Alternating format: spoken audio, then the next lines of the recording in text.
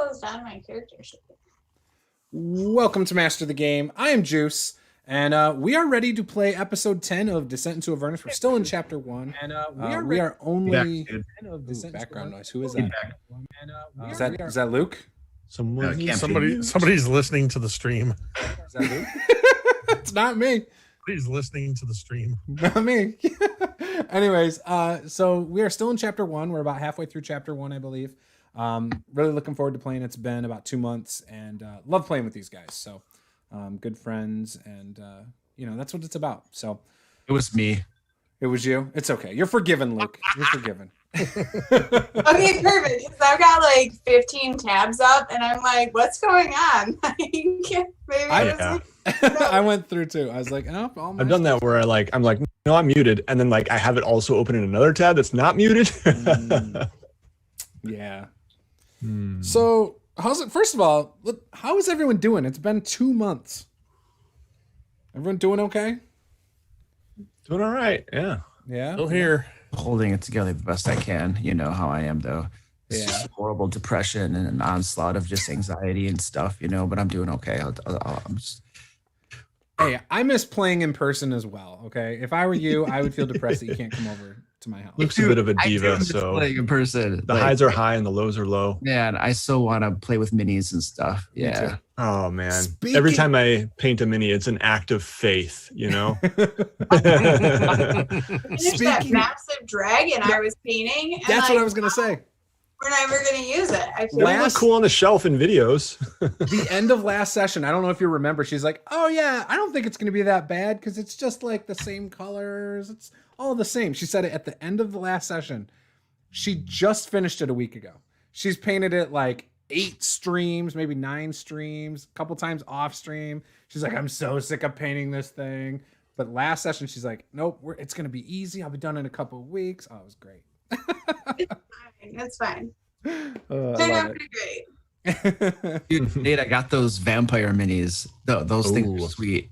Oh, but cool. I have to my players have to be in person for me to kill them with them. It's not the same. I can't hold the mini up to the camera and be like, I'm killing you with the vampire. You don't just go like this. Oh, this is what you see. Just be like, yeah. No, I do stuff like this. Bam, slobber chops. Oh, nice. Yeah, there you go. Yeah, not with everything. I try more and more. I try to avoid showing images, like actual images, to players. I like to describe it because you show the image and they're all just like, "Oh, that's a troll," But if I'm like this hulking creature that wants to kill you, they don't know what it is. Yeah. No, I like showing them for NPCs and stuff, but yeah, for monsters, it can kind of kill it. Yeah. I hear you. So, do you guys remember where we left off last time? Were we still in the villa? There was like a cave thing under the villa. Well, there was the basement, right? We cleared that out, I thought. And then you went to not even half of it. No, we're still in the villa. Remember there was a giant demon thing? Yep, and it went up a ladder. And it ran. Yes, right. It went up the ladder, and I was chasing it. And that's the room. That room was like a ritual room or something, and that's where isn't that where the statue was that we wound up breaking apart, or we were considering breaking? I don't remember. You guys used an ability to run off a devil of some sort. Well, I killed that and got all the XP myself. As the barrel almost fell through when Nate. That's right. Nate was like, "No, I would have moved." I'm like, "All right, yeah, you're right. You would move." Was the last time we played back on end of June? Yeah, because we wound up not playing last month. Yeah. Oh, wait, but July? That June. That would have been July. We skipped August. Yeah, we did. I don't think we skipped July. One. Oh, okay. Just one. All right. Okay, cool. That's what happens when you play a monthly game. It's hard to remember. Yeah. But everyone's so dang busy. It's true. We should just play every day, guys. Come on. We'd finish the book in 2 months. We probably could. Fine, we'll play tomorrow. No, I'm just kidding. There's something anyway, yeah. If you could just put the rest of life on hold and we could just really buckle down and just plow through this book, I'll call Stephanie. I'll tell her to like just let the kids babysit each other. So what I'm gonna do is I'm probably gonna pay Penguin Butt to sit in for me. So she'll just play. She'll be my what do you want to call it? She'll play on behalf of me. Okay, she'll play tomorrow. Mm-hmm. Yeah, we'll do a 24-hour session. Your pinch hitter. I'll make Lily DM for me. It'll be great. Perfect. She can read. She's got a rotation going. Like, who are you? I don't know. What are we doing here? I don't know. We throw dice sometimes. So we are at the Vanthampur Villa. They've done about half of the basement. They've done about the right half of the basement so far. They have done, let's see. That's east. East half. Yes, the whole east half. So they've done, whoops. It's doing that thing again where it won't let me grab it. I don't know why. All right, never mind. Anyways, it won't let me do it. So anyways, for some reason, the red arrow won't let me move it. If it's locked, you won't be able to move it. There we go. Now it will. Okay, so I've done this, or we've done this room, these rooms. We did this room, and then this room. So we've done that whole quarter of the map. Yeah. And then they, at the end of last session, the secret door was found right here by our good friend Vox. And it led to that room to the south. So, with that... Wait, what's my name? Who am I? Caeldrim. Caeldrim. Okay, cool, thanks. Caeldrim Goltora, I think. Vox, the Changeling, Bard, College of Whispers, Zed, Argith, and Epiphany, Arakelian, which you had told Epiphany at the end of last session that he needs to get some sort of medallion to worship Zariel. Also, you're like, ooh, a new deity for you. I'm a paladin too. Nice. So what do you guys want to do? So you've cleared out this room, you've investigated, you found a mace inside of a statue, and you found a secret door in the southwestern corner going south into another room. Secret door? Yeah, I mean... So who wants to go through first? What's the marching order? All that good stuff. Zed's going through first. Sure. Because he's a rogue. Okay. Sure. So Vox, are you going to step aside so Zed can walk past you? It took me a second to realize you weren't Zed. I'm just going to sit back and let Luke tell us what we're all doing. I nominate Zed to go first because he's very good at this sort of thing. I'm going to sneak ahead and alert them all to my presence, so you'll all have to come to my rescue. I'm happy to rescue you. I am a protector at my job. Asabar, or I think we call that Plan A. There we go. Where the Asamar saves your butts. Uh-huh. All right, Zed. So give me a stealth check. You mean I'm gonna need dice tonight? No, I do that all the time for streamed games. So no shame. See, look, even Luke. You know what? though? I don't. I've got D&D Beyond. See, I actually don't. Oh, wait a second. Oh, that's right. We don't need dice. Stealth. Okay. This is even easier. I don't even have to do math. I don't know. Usually there are two extremes in players because I have mine pre-sorted into different dice type categories. I got a 25 on my stealth check. I had mine sitting right here under the camera. Oh, okay. So Zed, you start pushing this block, these cinder block wall open. As you open it, you get it slightly cracked open. You can see this room is lit by a pair of tall wrought iron candlesticks in the northeast and southeast corners. 9 candles burn atop each one, casting flickering light across a claw-footed altar carved from a single block of obsidian, and which has a small angel-shaped flame erupting from its top. A gray-haired woman kneels before the altar. Oh, man.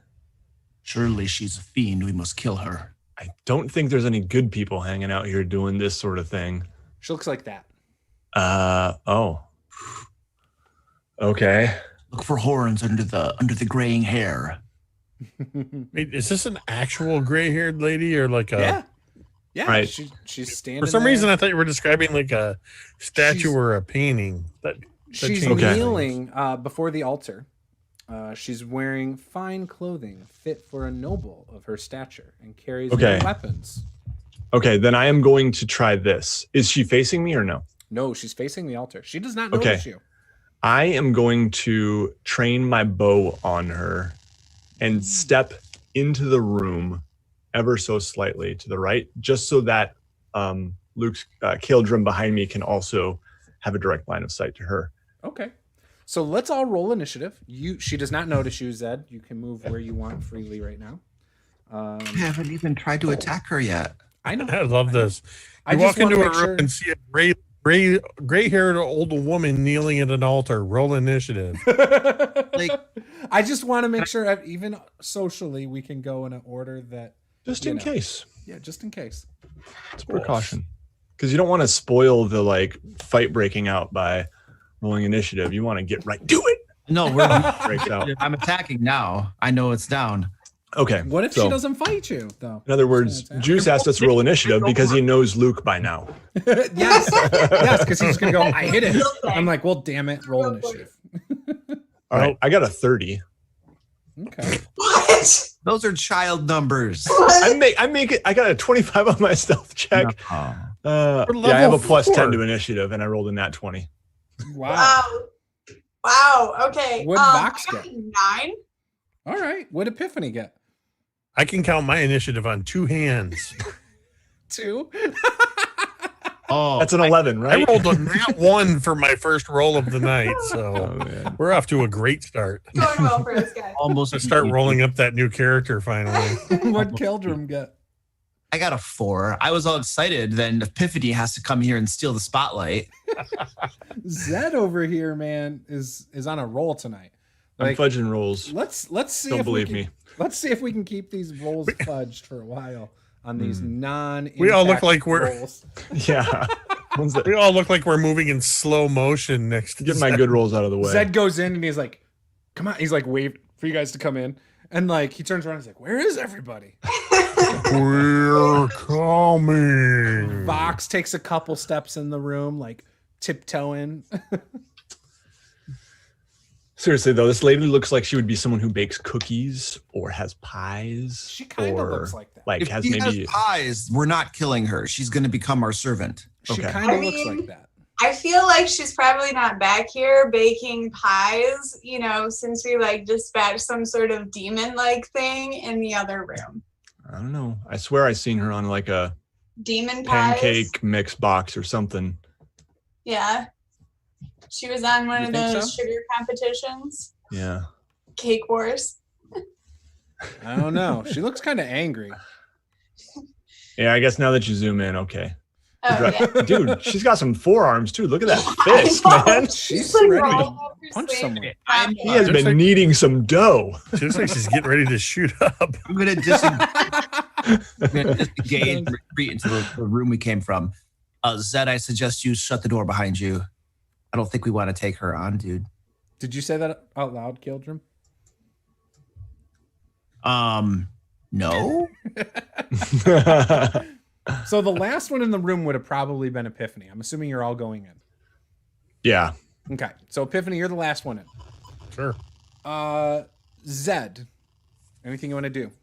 I would like to say, we have you surrounded. Who are you? Surrounded.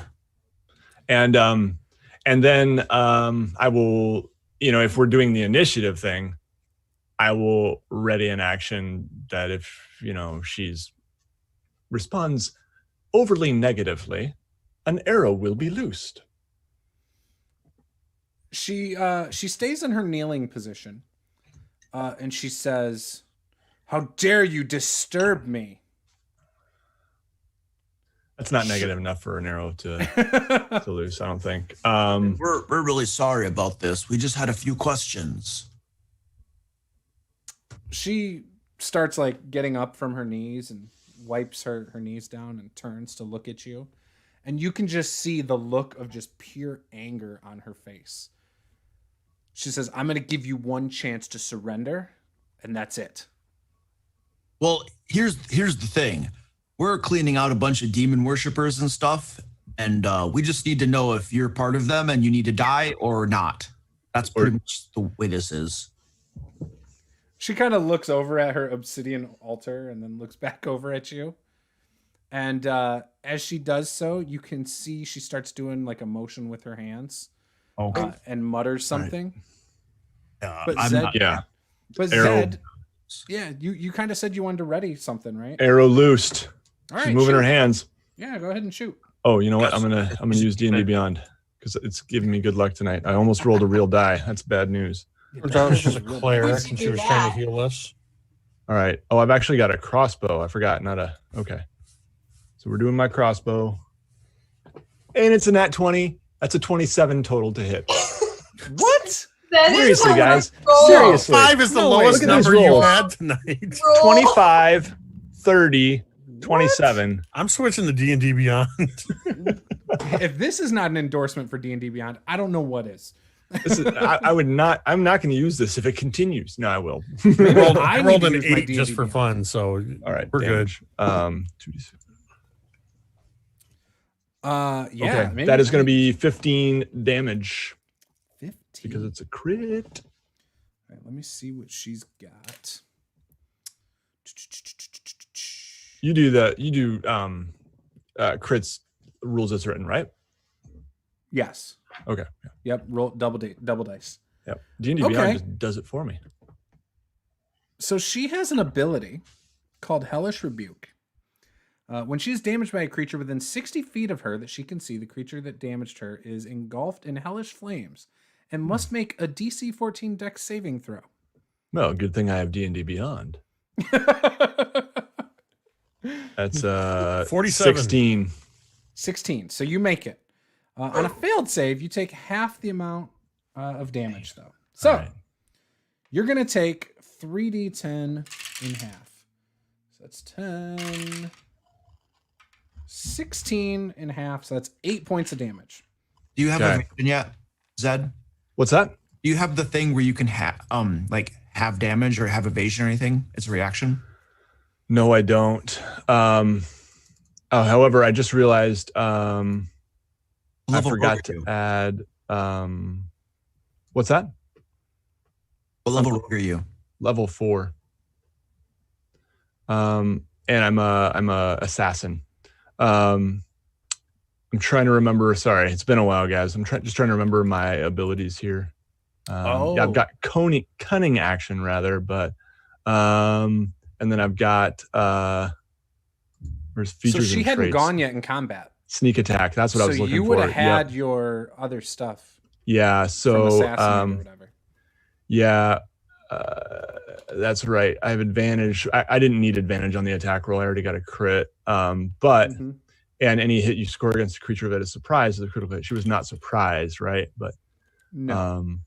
so anyway, I think I do get my sneak attack. You would have. Yes, She didn't I act would. yet. Yep, and I had advantage on the roll too. So yeah. Okay. So an extra 2d6 is going to be 10 more damage. 25. Okay. Yeah, she's not liking you. But either way, you still take that 8 points of damage. Yeah. So it is now her turn. She rolled a whopping, or no, it's not. It's not her turn. I'm sorry. It's Vox's turn.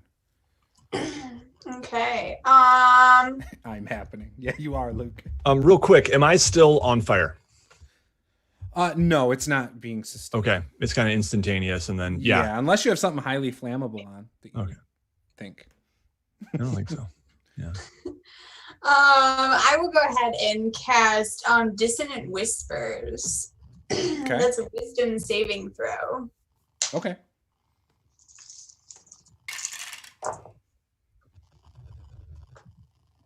What do I have to beat? What number?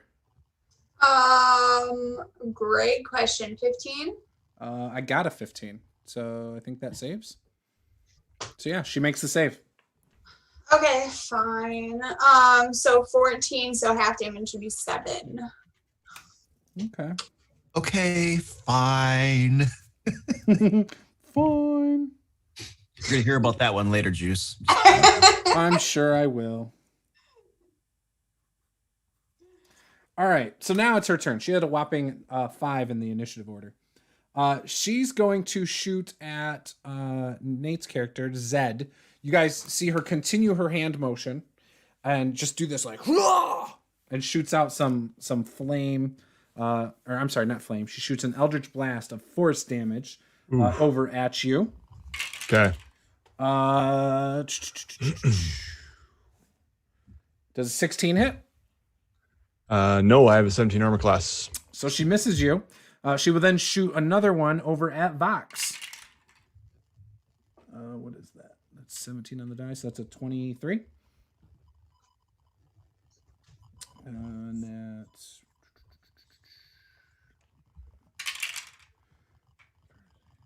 for 10 points of damage on Vox. So as she does that, though, she then moves. You see her starting to move towards the southwest corner of the room. Howard! And then it is Indeed. it is Caeldrim's turn. You foul fiend from the 9 hells and the abyss combined! And Caeldrim raises his shield and his magical mace of ultimate death and destruction charges forward with a scream, ah! Up to her and wails at her with all of his strength.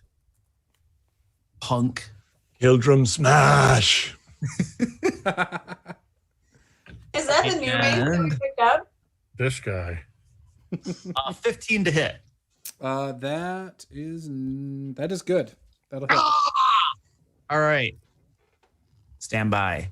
This is my mace, and I'm turning this into a smite too. Oh no. So stand by. Wow. Holy crap. Oh, that's it. I rolled it to hit. Non-lethal damage, right? Come on, baby. Let's do this. Gonna take a selfie on this guy's smile. Why does it keep rolling a 1d20? It's rolling a 1d20 for my damage instead of rolling my damage.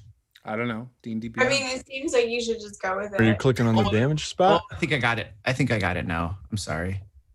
No, I don't. That's so stupid. You know, if you use You could just use the dice to the left. What dice to the left? I think there's The little row on the left. Yeah, where- okay. yeah. All right. I'll tweak this later when I'm not on the spot. Okay, so I have 9 points of damage without the smite, and let me expend a slot here for. Oh dear! I have no spell slots left. I am not spiting. That's it. why. Okay. Okay, so you hit her pretty good. So you ran up and hit her, right? Yes, I'm right next Okay. to her. I just smacked her in the face with my mace +1. Several teeth fall out. Oh, that's what happens to devil worshippers. All right. It's Epiphany's turn. Did you see my message, Epiphany? In the chat? We kind of forgot about her for the entire last session. I know. That's why I asked. I don't even have her stat block up, but I guess I better pull it up the way this is going. She can act on your turn. So, so the whole time that everybody's doing their stuff, I'm flipping through all of these different deities' pendants on my necklace, and I'm like, no, I don't have that one. Nope, can't do that.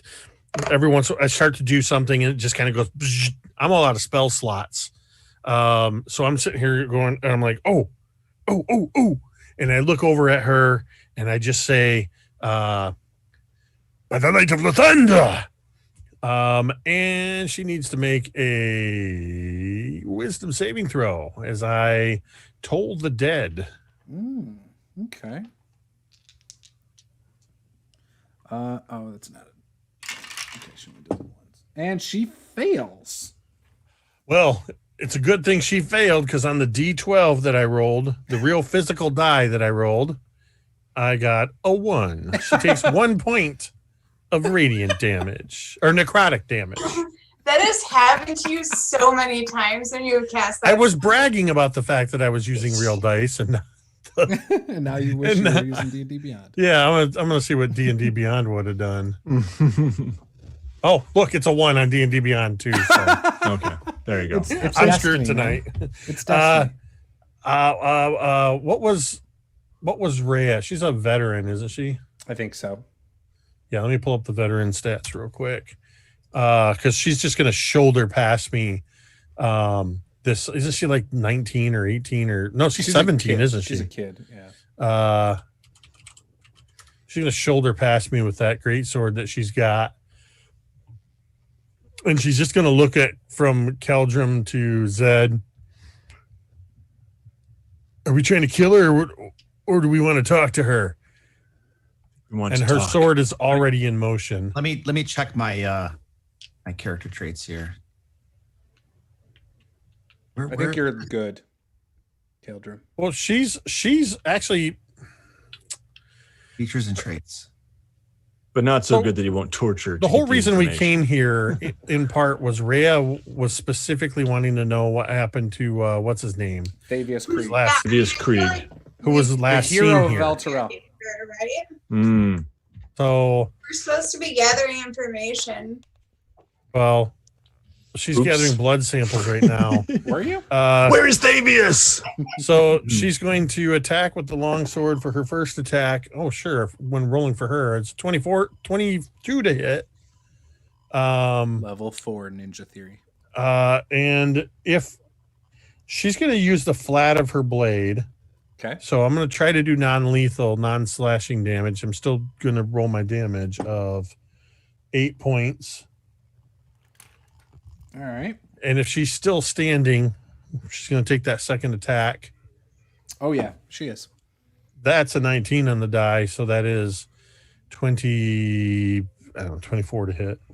And that's going to be another 11 points of damage with the flat of the blade. Okay. Yeah, no, she so you hit her.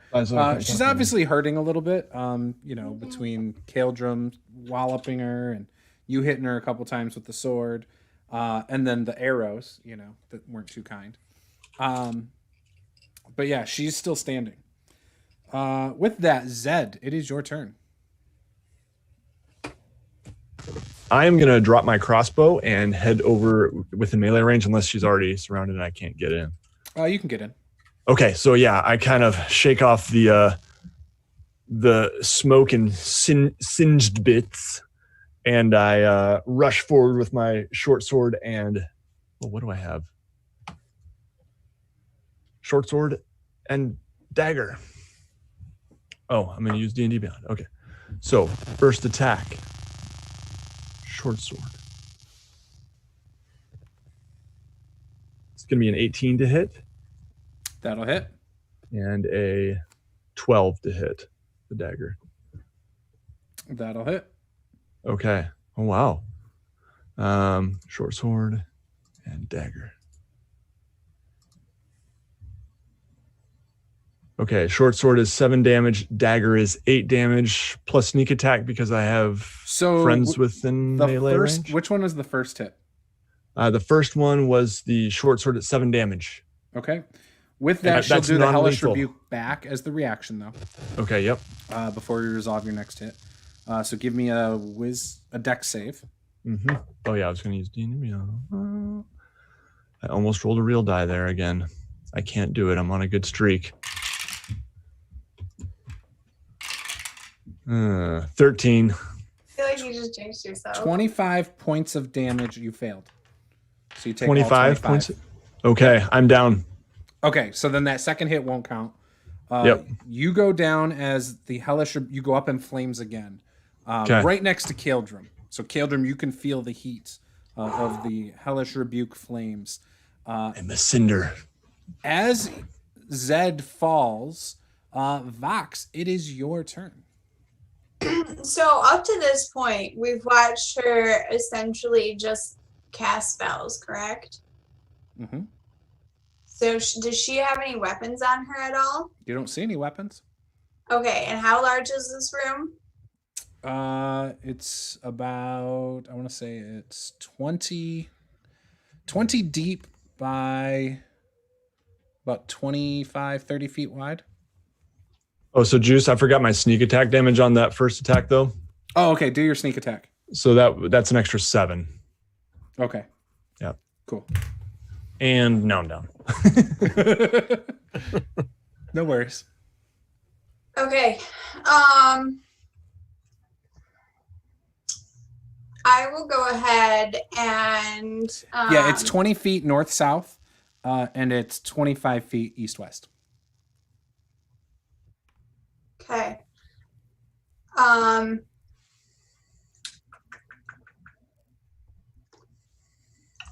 going to cast Silence centered on her. Okay. So you cast Silence centered on her. And then you guys to do a secret door, to push it open, doesn't that cost an action? I'm pretty sure To it do does. what? To push through a secret door. Yeah. Usually Seems reasonable. Interactions are usually part of just an object interaction. Yeah, Okay. they're interactions. Oh, so I could do a disengage and then also you do that. Okay, so she would do the disengage and push through a door behind her and close it shut. Now closing it, so you get one free interaction, such as Gotcha. opening. So she leaves it open then. Would then require an action. Okay, she'll leave it open then. And then you see her start running down the hall. West. So she got 30 feet away. Yep. Okay, I'm gonna catch up with you. Going to get you. And with that, it is now Caeldrim's turn.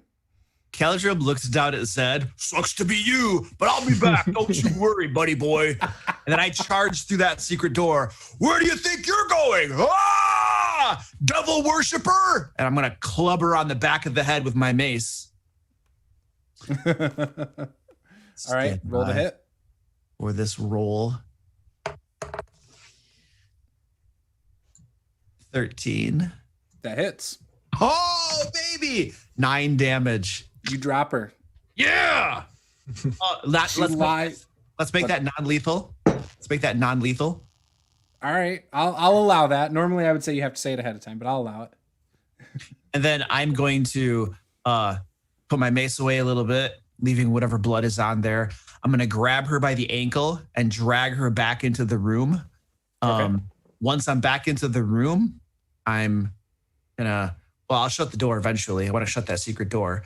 And then we need to take care of Zed. Yeah. Well, if you're doing all that, I'd already go over and Yeah. unless you're gonna do it. There's this awkward moment where what? I mean, I can do it. I can pop him with one lay on hands for 1 hit point and bring him back. Before I you was guys gonna- do that, I just want you to know that I smell really good as I'm cooking. So, I mean, I was gonna. Hey, so which part of you got cooked the best? the rump. It's a rump roast.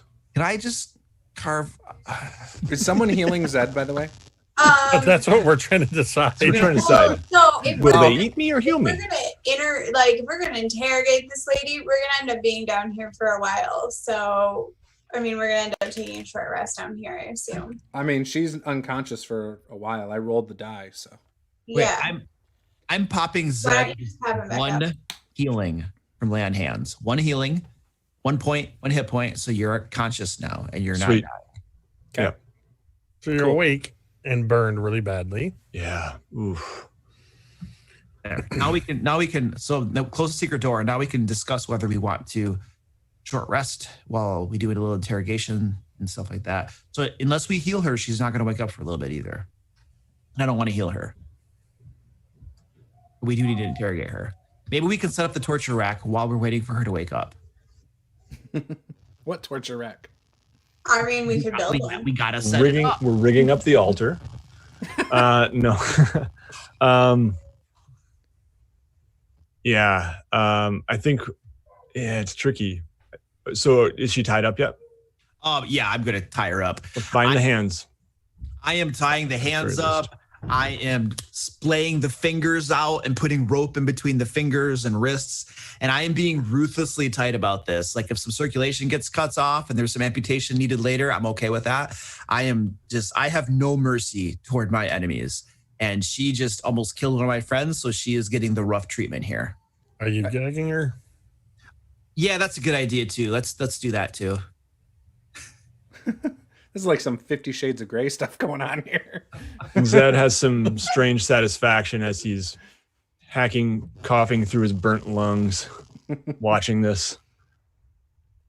Okay. Yeah, she's still out cold. Then I'm gonna put her on top of her own altar.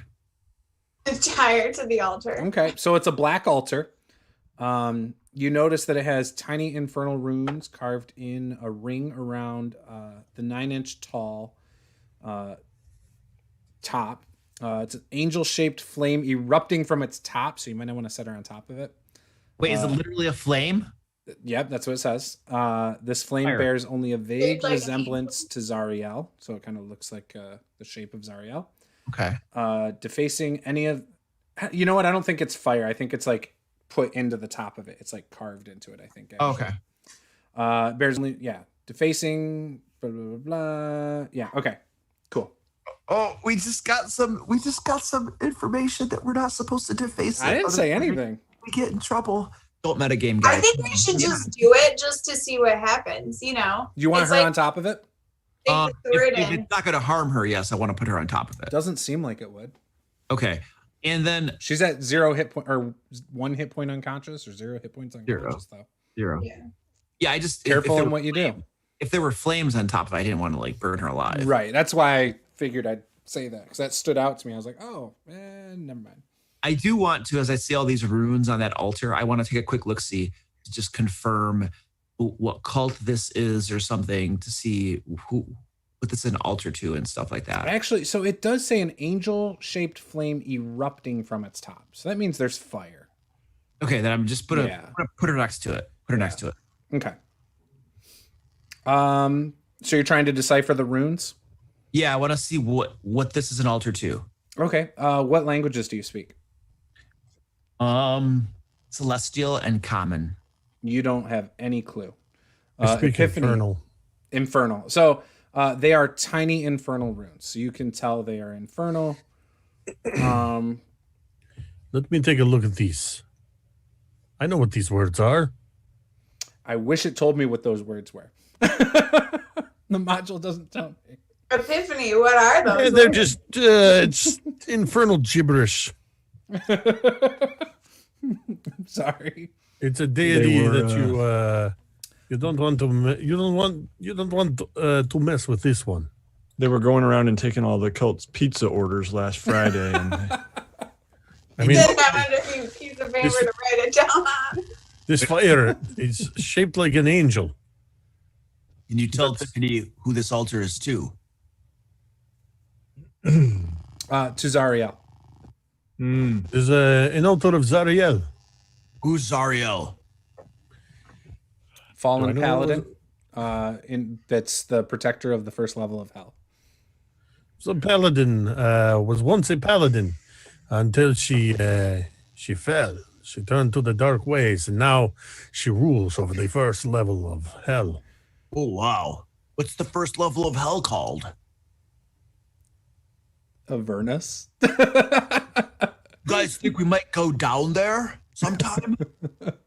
I it don't know sounds why like you a would think terrible that. idea. Yeah, that sounds like a horrible place to be. We should descend there. That'd be fun. We can kill all of the devils there.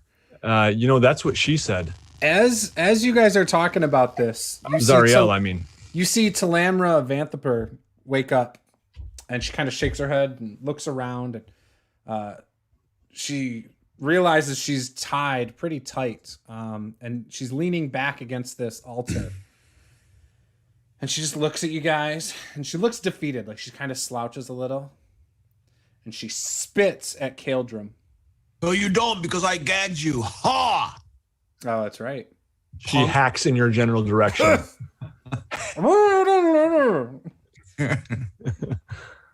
All right. Now there's 53 different ways we can do this.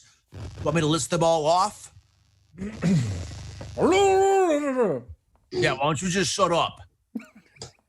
All right. So what information do we need from her, guys? This isn't my best stuff I do. What's her name?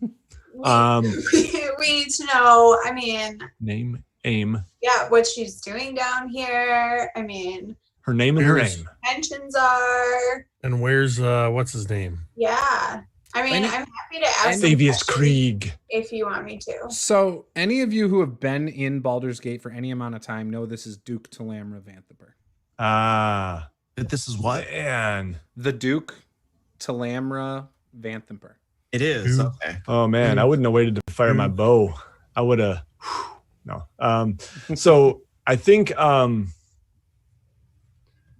Yeah, I mean, I think we have like the evidence we need here to condemn her, but I think we want to find out where Thavius Krieg is if she has that info.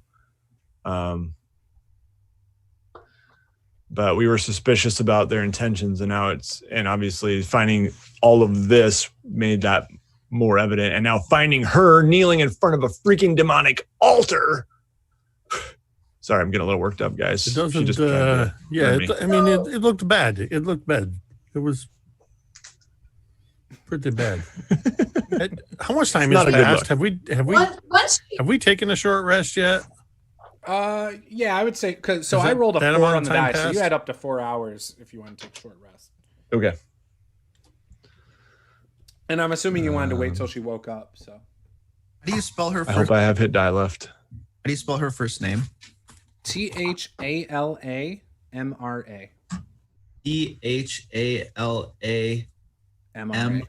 Thalamra.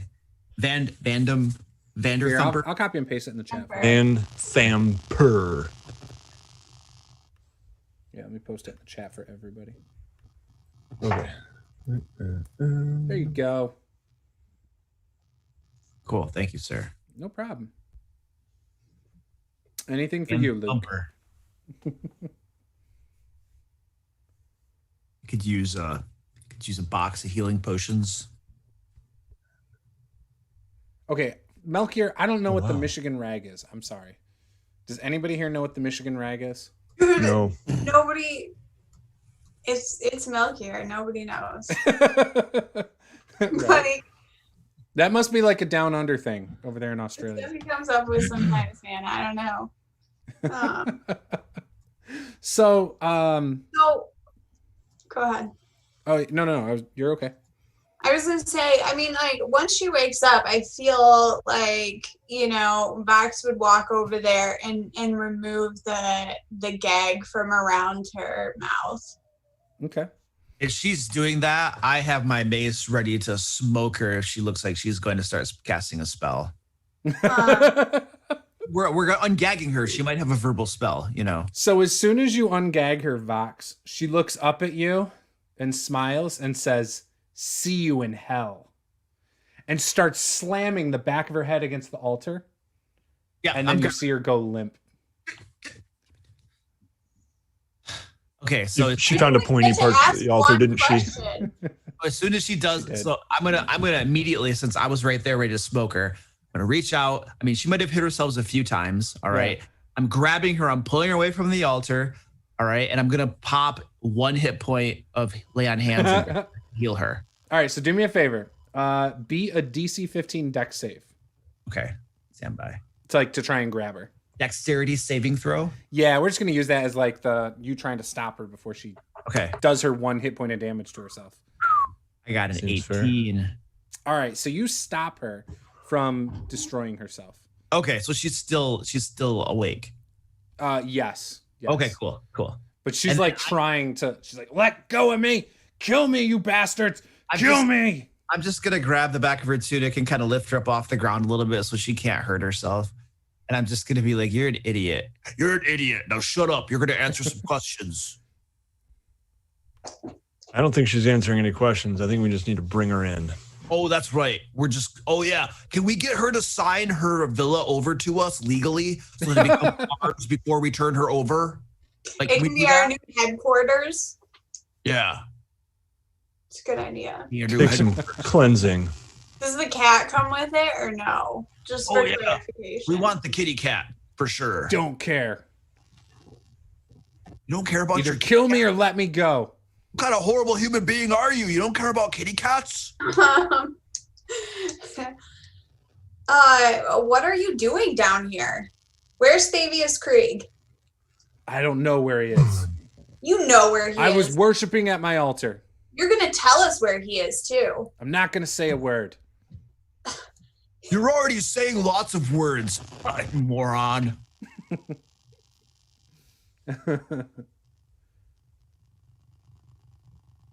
She tries kicking at you, Caeldrim. I'm wearing like half plate armor and a shield and stuff. She can kick all she wants at me. She does 4 bludgeoning damage from unarmed hits. Even tied up like a hawk. I'm just reading her stat block at the moment. I don't know if this is going to do any good keeping her alive, to be honest with you. I mean, no, we turned her over. But hold on a second. How's this whole nobility crap work? So we have evidence and crap against her, like all of these altars and demons and stuff, devils, I suppose. But like, if we turn her over and she has power and influence, is there a chance she's going to somehow be able to get herself out of this legally just because of who she is? And if so, oh yeah, it's Baldur's Gate. What else would you expect? 100% certain.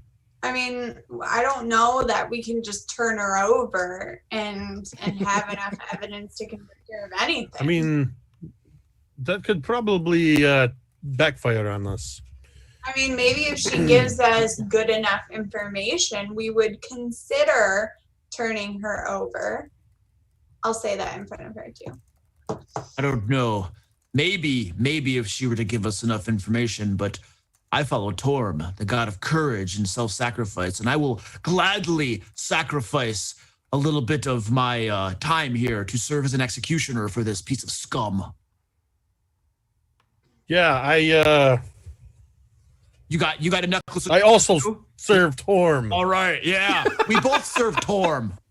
Every other Sunday at 3:00. Now, wait a second. Do you have a necklace to Tyre by chance? Because he's the god of justice, I believe. That would be. Wait. You could serve as the judge to judge her under Tyre's, watchful eye and stuff, and then I could execute her with Torm's like white gauntlet of extreme terror and destruction. Yeah. I mean, yes, we could do that if you want to do, be legalistic about it. I've got it covered. But yes, we can. Yeah, I don't know what you want me to do, to be honest. All you got to do is say guilty, and I'll take care of the rest. I mean, and I look at the others. This taking her in, nobody's going to believe us over her with somebody in her power, and she's not going to stay put away for very long. Rhea she tells certainly you doesn't want to answer our questions and says, "This is ridiculous. How you guys can't trust your own law enforcement here? Gosh, Baldur's Gate really is a cesspool." It pretty much is. Yeah. So those little tokens you got from the Iron Fists are useless? Well, I mean, I'm an Iron Fist soldier. Yeah, they're pretty much useless. even the real thing. Yeah. From me. No, I think this is the only way. And plus, we can't be taking her out. There's more of this place we need to explore, and every moment we're just standing here talking, we're putting ourselves at risk. We could be surrounded. Let's get this done. All right. Look, there's no way around it. And I sort of just give a sideways glance to Caeldrim. No matter how you look at it, she's guilty. Let her kill herself. No, she's trying to. We pass judgment, we take her head. That's the way it works. All right. I'm going to get your hands dirty. You go for it. Hold still on your knees, and I'll make this fast, lady. She does it. And she tells you, "I'll see you soon." Oh, I'm counting on it. We're going to descend right down into Avernus. And we're going to take care of your boss, lady. Don't you worry about it. And then I'm going to draw my longsword and shield up, longsword in the air. I will say, "In the name of Torm, we judge you and sentence you to death for your foul deeds." And I bring my sword across in an even stroke at her neckline, trying to make it as clean as possible. Oh, yeah, it happens. And when she, the body goes limp and falls over, you hear chink, chink, chink, as something in her pocket scrapes across the floor. Oh, sweet. Yeah, we got a looter. So I'm going to clean my sword's blade on her corpse, sheath it, and then I'll loot the body. So in her pocket, you find, which her dress has pockets, Paula. Impressive, right? She must be a noble. It's a good dress. You find 2 keys in her pocket. 2 keys. One that matches the treasure chest that you guys already opened in the room that let off the poison gas. It's basically the same. It matches the chest. That demonic face. Do you have any like rings or any sort of like insignia on her or anything like that? Glad you asked. She does have some rings on her hand. It looks like you can see on her fist there. She's got a couple rings there. They look to be like faces of like demons or devils. They're different though. What are they made out of? Silver. Silver. Oh, how many rings? 2. All right. Yeah. Caeldrim will take those 2 silver rings. She also has some gold earrings. Okay, so what would you say is the approximate value of all of this jewelry of hers? Maybe like 70 gold. 70 gold. Okay. Yeah. So I will relieve her of those valuable possessions since she needs them no longer. And I'll just hold on to it in our loot list, guys, and we can use it later for purchases if that seems appropriate to folks. I thank you, sir. All right. A fine accountant. And hey, healer. It's hard. My book gets all bloody, but I do what I can.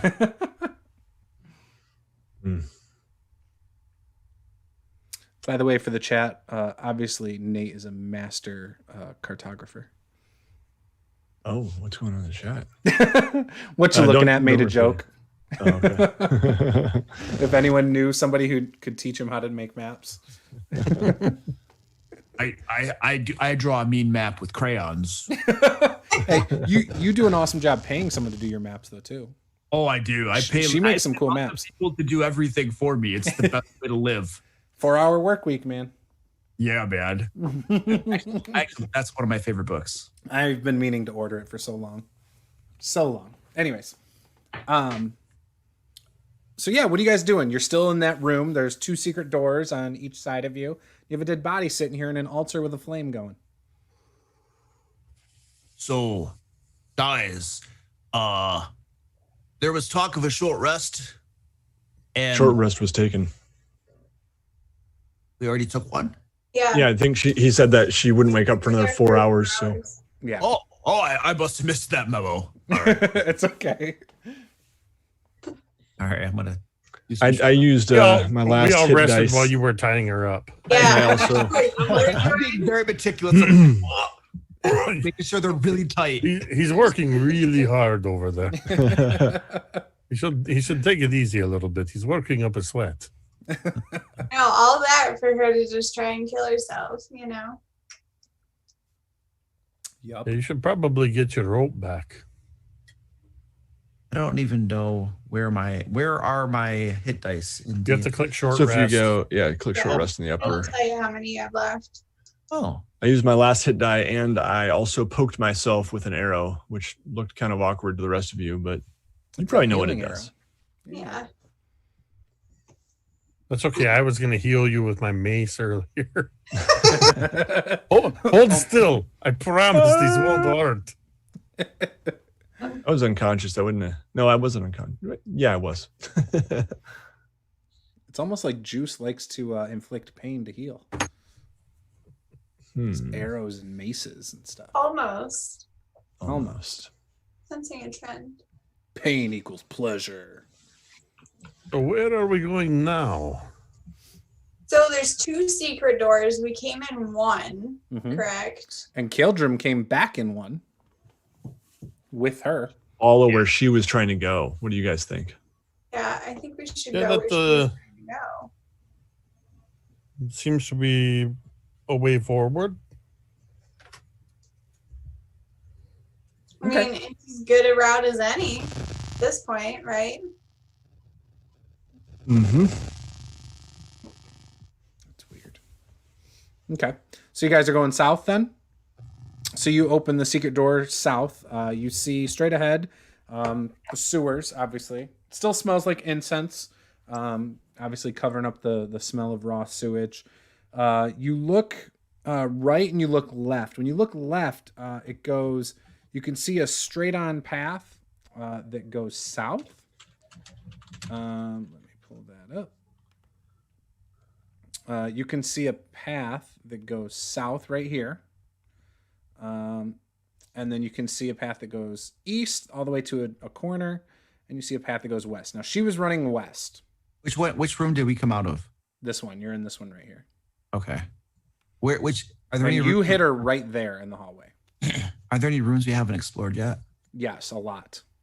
Basically, You everything haven't explored left of this, that arrow. this, yeah, or any of this stuff. Any of that stuff. Why So don't this we one get down the on the one, bottom right and all these? why don't we get that one on the bottom right and just start working our way like clockwise or something? Oh, okay. Yeah, and go around. Okay. Yeah. Makes sense. So that is V29.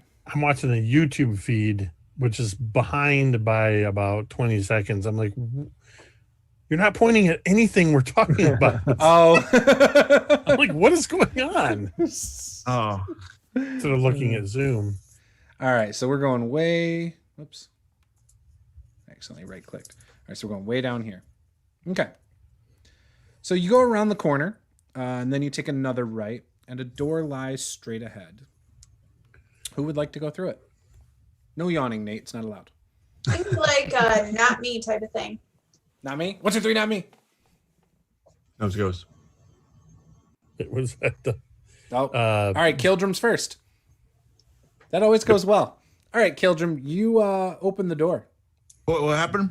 You were the only one that didn't touch your nose or something. So Yep. you're the one first. opening the door. Oh, I'm opening that door. Uh-huh.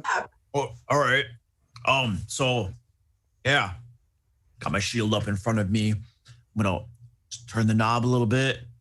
Okay. Open it as quietly as I can and peek inside. Give me a stealth check. Oh, I'm good at these. Yeah. That's right. You are our backup rogue. Or no, you're our rogue number 1. Zed is the backup, I think we discovered. Uh-huh. That's right. I have officially found fewer secrets and picked fewer locks. I rolled a 9. Is anyone getting that weird like noise pickup? I'm hearing it. Yeah, I'm hearing it. Where's that coming from? I don't know. Of you. What's that? I don't know. It could be me. I don't hear it, so it might be me. It's right. You know what? I think it might be Nate. Talk, Nate. Testing. I'm talking. Yep. It is. It's your microphone's picking something weird up. I don't know. What Okay. It is. Right. Do you run through an audio interface, Nate? Nope. That's weird. You might just have to unplug it and plug it back in. Okay. I will. It sounds like a 1,000 bumblebees are like attacking my ears. I don't know how to describe it. The other day, one of my players, their Yeti, all of a sudden dropped her voice an octave. Really? And turned out all she had to do was unplug it and replug it, but we didn't figure that out until a year later. An hour later. But it was V, the crafting muse. So all of a sudden she's talking down like this. That's weird. Yeah. What'd you get, Caeldrim, on your roll? 9. Yeah, 9? 9. Yeah, not good enough. Super Not good quiet. enough. So does the door make some noise while I'm opening it? Like, yeah, it's that typical like old metal you hear in all the Halloween soundtracks. I got a helmet and stuff on, so I might not realize how loud I was. So I'm looking inside the room and see what I see. Yeah, so oh man, this is loading slow. There we go. Okay, yeah, no, you didn't do good enough. Okay. A broad-shouldered figure with purple skin and a beard of writhing snake-like tentacles stands in the middle of a room lined by iron doors, tightening its grip on a glaive as it stares at you through the darkness. Each door is set with a small barred window, and a ring of keys hangs from the creature's belts. Okay, this looks like you're describing this like it looks like a devil or a fiend or something. Is that accurate? In Infernal, Epiphany, you hear him say, "Who are you?" And Caeldrim, you hear, "Run." I'm going to immediately speak up, deliberately trying to talk over Caeldrim. As I say in Infernal, the Duke has sent us to, and I kind of glance around. Do these look like jail cells? They do look like jail cells. The Duke has sent us as your relief. There's word that somebody is trying to come in here to rescue them, and we need extra guards. Give me a persuasion check at disadvantage. Hey, is my microphone better now? 100%. At Sweet. disadvantage, you say. You sound beautiful again, Nate. Yeah. I'm gonna roll with D&D Beyond and get that glorious son of a. That's a 6. Upon saying that, everybody roll initiative. Oh crap! I was speaking Upper North Side Infernal. Oh, I hear these guys having this talk in a language that probably sounds very guttural and evil. And you must be a fiend. All right. And I'm charging in, pulling my mace out. I'm gonna go at this bad boy. I'm like, wait, no, it's no, you better go. Yeah. Actually, much. yes. I kind of messed that up. It's not a very I got a big 12. space, so you're all within like 5 feet of him. So it doesn't take long to close the gap. Who had a 12? I'm sorry. I had a 12. Zed has a 12. What did Vox get? That's gonna be 9. 9. What did Epiphany get? 18. 18. And what did Caeldrim get? 17. 17. Great. So Epiphany, go ahead first. I'm right in the doorway. Having no spell slots. Yeah, dude. Yeah, it does. Seeing that this is going wrong, I'm just going to in Infernal just summon flames while gesturing downward. He needs to make a dexterity saving throw. Flames. Okay. Sacred flames. Oh, okay. All right. That's better. What kind of, you said dex? Yeah. So that would be a 14.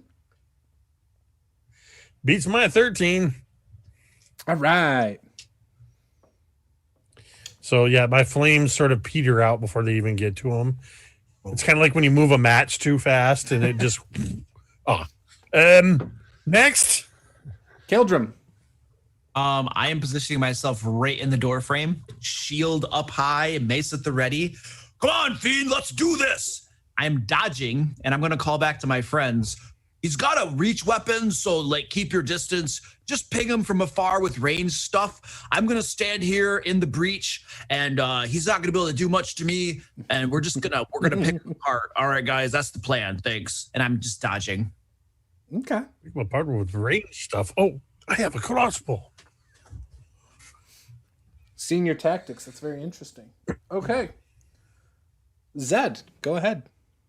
All right. On that note, I will. Wait, do I get sneak attack if an ally? Sorry, it's been a while, guys. Hold on. They have to be within 5 feet. Is within 5 feet of the target Enemy. The target. You could also, because of the hallway that we're in, you could move out of sight, use a bonus action to hide, and then come back in sight and ping them. And you could That's true. even get advantage on it, plus the sneak attack. I like this, Luke. Genius. All right, so yes, that's what I will do. So I have to roll to hide around the corner, correct? Yeah. So you break line of sight, then you roll your stealth check against his passive. Oh, good thing I dropped Rogue that is die, one of 'cause my I forgot favorite. I'm rolling in D&D Beyond. All right. It's the manipulation of the bonus actions that make Rogue so good. Rogue are awesome. All right, that's a 22 stealth. Yeah. And then yes, I pop back Where around did the Zeb corner. go? And Poof. Oh, he didn't break your line of sight. You're right behind him. But maybe, you know what, Epiphany, you wouldn't. Well, I moved up to talk to the. I just bailed on you guys. I'm going back to find some treasure. And then all of a sudden he magically appears, loosing an arrow. All right, first roll is a 9. Second one, oh, there we go. Okay, that's a 20, not a natural 20, but a 20 to hit with my hand crossbow, and that will be. Yeah, that'll hit. 3 plus sneak attack is. So it's 8 plus 4, 12 total damage, piercing damage. Wow. Not bad. Okay. Cool story. Vox. Okay. Vox will step forward and snap her fingers and create a blue card, which she launches at our friend in front of us. I got an 18. Okay, that'll hit. That is 9 cold damage. All right. Oh, actually. Okay. Cool.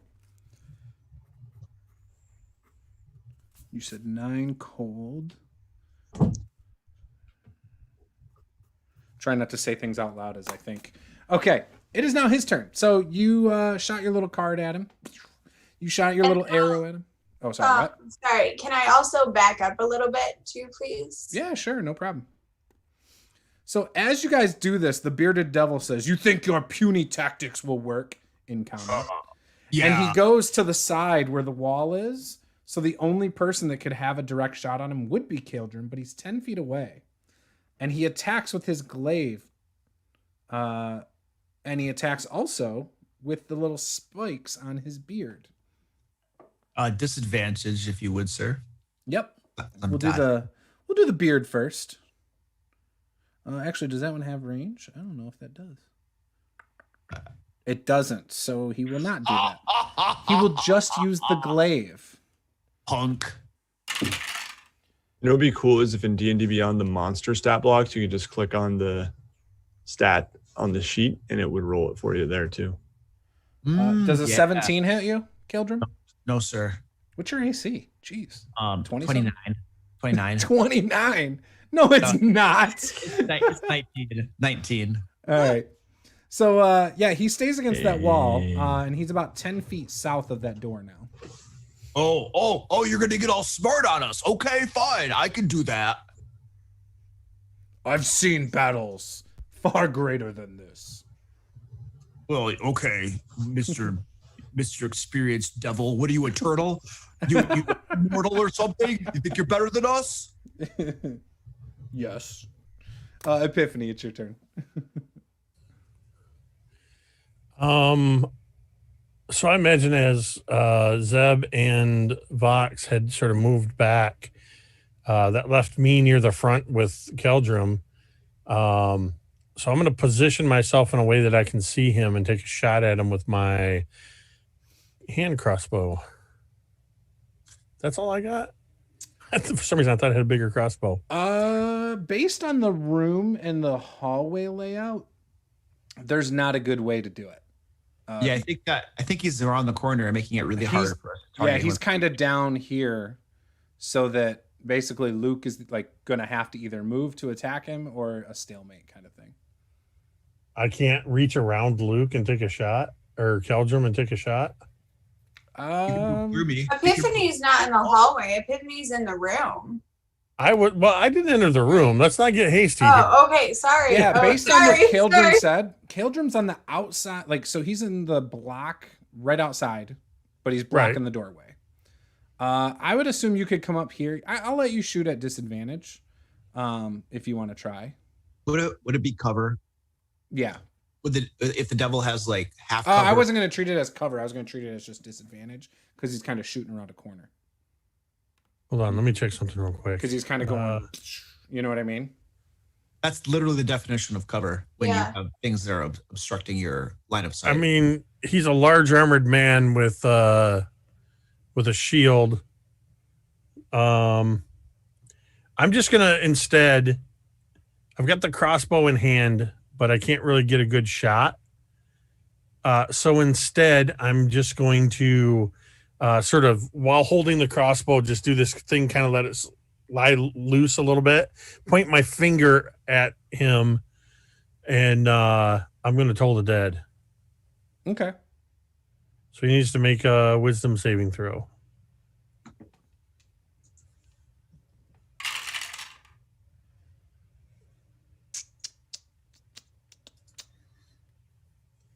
All right. 14. Or I'm sorry, 15. I keep pointing my finger at him. You're going to wish you hadn't messed with us. I can't do this with a gun, with a crossbow in my hand. That beats my save DC. Oh, okay. Okay. Caeldrim. I just pat Caeldrim on the shoulder. I should have shot him. Sorry, and I duck back. All right. Caeldrim is gonna say in Celestial, "Foul fiend, I will bring down the wrath of Torm on you." And I glance around to see if anybody understood me. Does it look like anybody understood me? No, I don't think so. Okay, then I translate really quick. As you're glancing around, I'm just going. It's getting all holy on us, guys. What's going on here? With my bonus action, I'm channeling divinity, my vow of enmity. What it does is I choose a creature within 10 feet, the bearded devil in this case, and I gain advantage on attack rolls against it for 1 minute or until it drops to 0 hit points or falls unconscious. Okay. So I have used my channel divinity, and then I am that was a bonus action, and then I'm charging into the room right up next to this guy and whacking him with my magical mace. Okay, go for it. Oh, I get advantage. Come on, baby. How do I roll with advantage? Is there a way to do that in D&D Beyond? Just do it Yes, twice. right click. Right click. Oh, really? Right click on the stat block that you're trying to roll, or the ability you're trying to roll, and it should bring up an advantage, disadvantage option. Dude, that's genius. Everyone's been complaining that you can't do advantage. That's the first time I've heard how to do it. And Yeah, it's been that way for a couple months. Yeah, I nobody's doing believe that. you. That's awesome. Why didn't they tell us?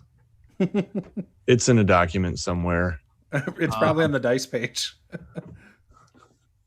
There's probably a whole section devoted to it. It was in the terms and conditions. Didn't you read the terms and conditions? Yeah, all 87 pages. What'd you get, Caeldrim? Oh, good gravy. 11. Miss. All right. Nice try, though. Yeah. All right, Zed. Oh. Okay. All right, Zed is going to move into the room. Good deal. But oh no, Zed is going to use a bonus action to hide. Good idea. And then stealth. There it is. Found it. Okay, that's going to be a 17 on my stealth roll. Mhm. And then I am going to tiptoe into the room with my crossbow just right around the corner. You get And- advantage anyways because you have an enemy within 5 feet of your I target. think that just gives me the sneak attack damage, not the advantage. All right. That's going to be an 18 to hit with my hand crossbow. Does that hit? It does. Sweet. And then we'll go for a little bit of that. And then that's a terrible roll. And then we get my sneak attack, A little bit which of is the damage. that. Okay. So this is going to be 13 total piercing damage. Okay. Cool. All right, so you hit him. He does not seem happy about that. In fact, you can say he is bleeding. And Vox, what would you like to do? Is this guy still in like really good shape? He's bleeding. He's got a Like- couple arrows. Whatever Caeldrim did to him. But yeah, he Mace. works out though. Yeah, he works out. he doesn't look like me at all, you know. He's not quite as buff as me, but you know. Okay, so I'll step forward a little bit so I can at least see him, and then I will go ahead and cast Bane on him. Nice. That's a charisma saving throw. Nice. You guys and your magical saving throws. Charisma, you said, so that's a 13. Okay, so he missed. Okay. So that is on all attacker saving throws, any of his d20 rolls, he has to roll a die 4 and subtract that from his rolls. Okay. Nice. And then I will.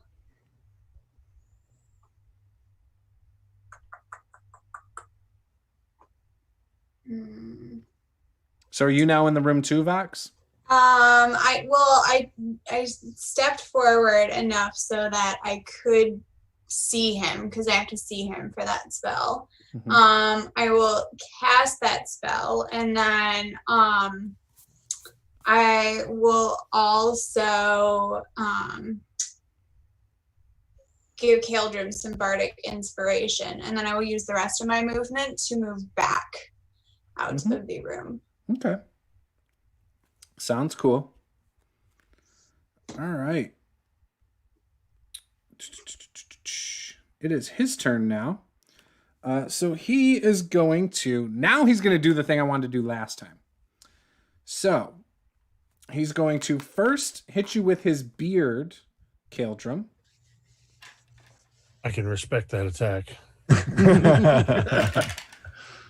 Oh, and boy, does he do it. 19 on the die plus 5. 24 does not beat your 29 AC, though, that you said you have. It totally does. So, because I'm assuming that does actually hit, though, you have to make a DC 12 con saving throw. Oh, dear. Here we go. Oh, shoot.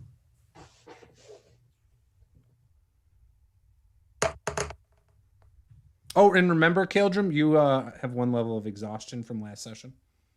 I do? From smashing the statue for like 10 minutes. Oh, yeah. Oh, dear. I just remembered that. I have a 15 on my Constitution save. That will make it. All right. Good. Now. How much damage? Oh, shoot. 7. Did I 7. say? I don't know. I have a 5 on the die right now, so plus 2. 7 piercing. But I did move that D8, so now I don't know. We'll say 7. I think it was 7. I'm sorry. I don't know. I got it. All right. Now the glaive. You want to do the glaive now? Come on. Now the glaive. Hold back. Hold back on me. 21. Oh, that kind of hurts. And ooh, max. So 13 plus you have to make a DC 12 con saving throw. Oh dear. Wait, hold on a second. 13. Yep. I am not looking good, guys. So did you fail it? Stand by. Really? I got a 19 on that. Yeah. You're lucky. That would have messed you up. I'm really good. Oh my goodness. Ooh. For like 2 seconds, and it sounds like everything went to shit. Yep. Almost. Caeldrim's making his save, so he's lucky. He's a lucky man. I like that Luke's rolling virtually, but we can still hear his dice rolling. It's because my system audio gets picked up and goes to you guys. That's why that reverb was happening at the very beginning. Yep. All right, Epiphany. You want to move in the room and shoot him? How bad does this guy look?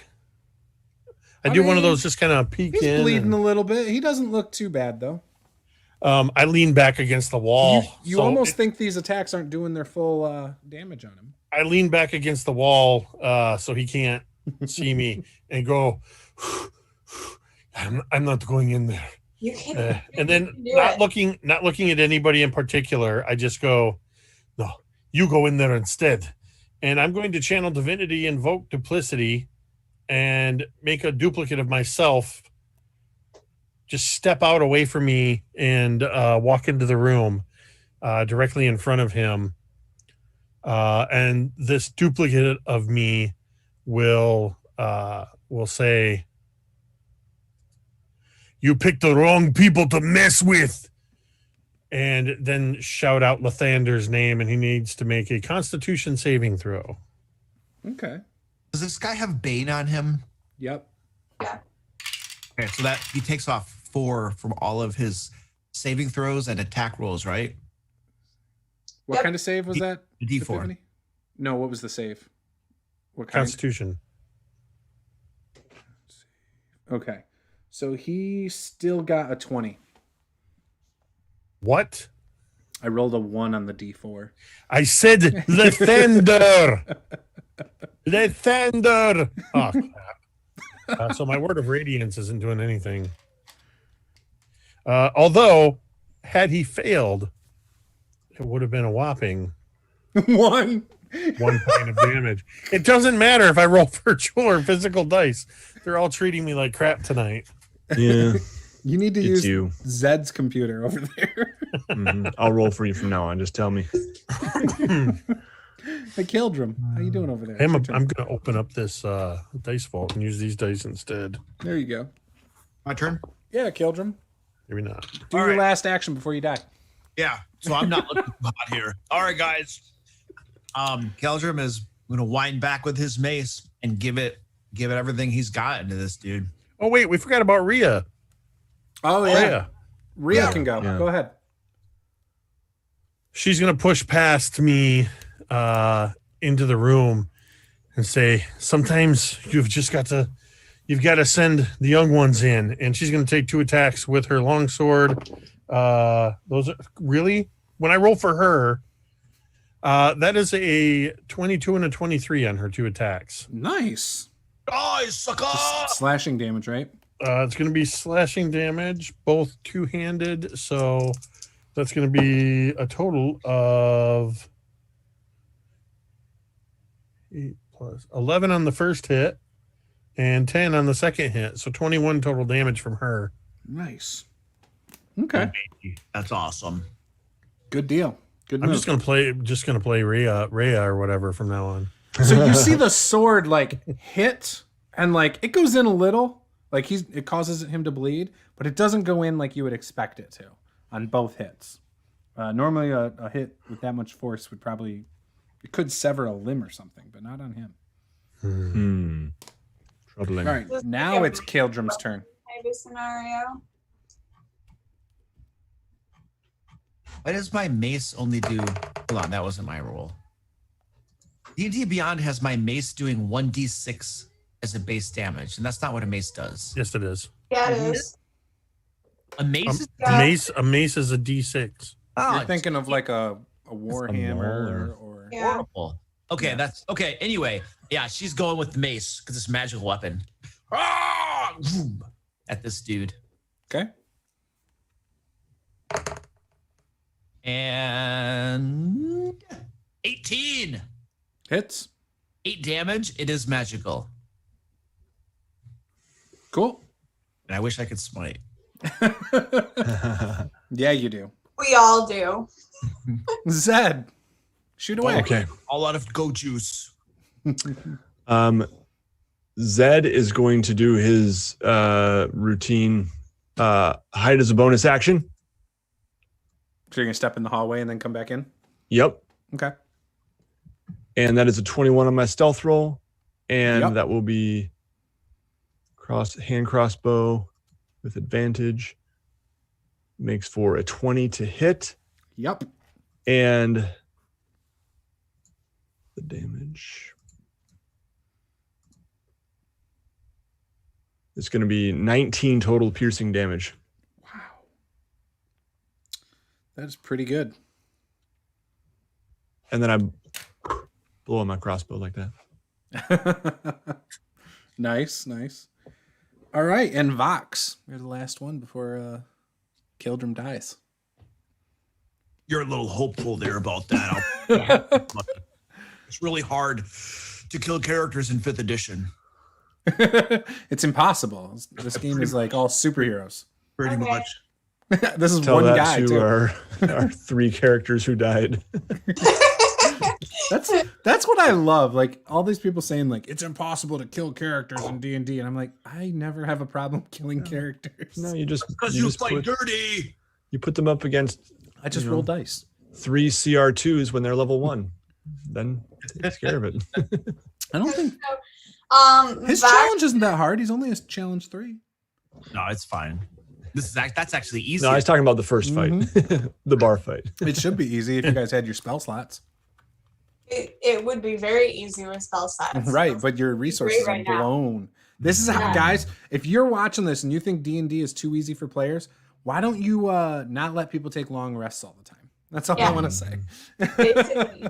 Basically, I'm useless. So I will snap my fingers and create another card to throw at this guy. Okay. And I create a purple card and throw it at him. I got a nat 20. Oh, jeez. And then, oh, I know. Die for it. You're really scared here. Yeah, but you roll it twice. So that is 10 psychic damage. So you killed him. I am pissed because he had 7 hit points. Oh, are you serious? Yes. I really wanted to drop Caeldrim. I didn't think he would die, but I really wanted to drop him. If not, he was actually going to have to make a Constitution save because of the psychic damage or become completely blinded for the next round. Mm. And he was probably going to fail that save anyway. So yeah, no, you killed him. He's dead. So as he dies, how does that look, Paula? Tell me. You can thank me now, you know. So 5 steps forward and creates this card, chucks it at him. It kind of actually like rounds the corner, hitting him like almost really just like running into his ear. And as he does, it's like these purple tendrils start to grow out of it into his head. And he clutches his head and falls to the ground. Okay. Suck it. Ha ha ha ha. So you have to give lost on a cantrip. Yeah. A D4 cantrip. That dealt like more damage than most things though. Wow. Because it was actually magical. Mm-hmm. You don't even know what to do with yourself. Well, now. no, I'm looking at the glaive. I'm trying to figure out what would happen with the glaive. It doesn't say it's magical or anything. So that's why I was trying to look at that real quick. Okay. So, yeah. But the glaive did like extra crazy stuff. So that's why I was looking it up. Yeah, it's the Morning Star that's a D8. That's probably what I was thinking. Correct. Yeah, yeah. Oh, wow. Okay. So, but wasn't it 2D4 before Morningstar? No. In old school, like 2nd edition, I think you might be right. Or a Warhammer. It was like in 3.5, maybe not. I don't know. An older version, yeah, it was like 2D4. One of them was. Anyways, so you guys see what look like 6 cells, 2 of which have people looking through the bars at you guys.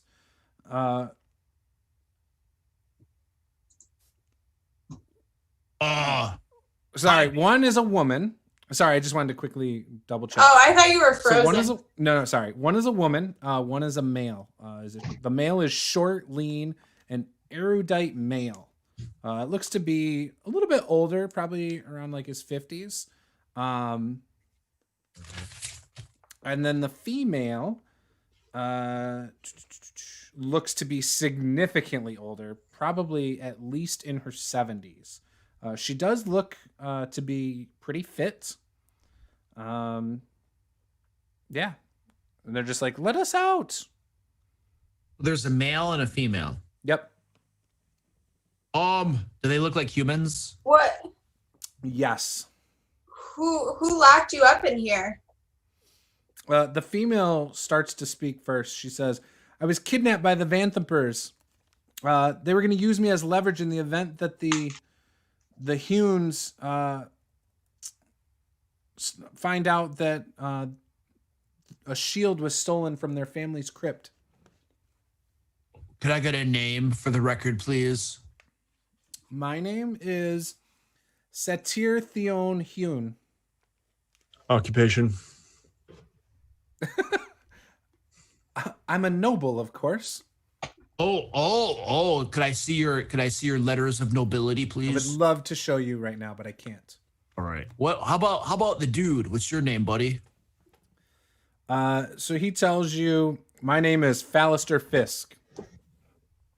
And are you down here for the Unfortunate same name. reason? He tells you that he was kidnapped because he was caught trying to get information on the Vanthampurs. So you're a spy? Well, some would say that. I would just say I'm an informant. For whom?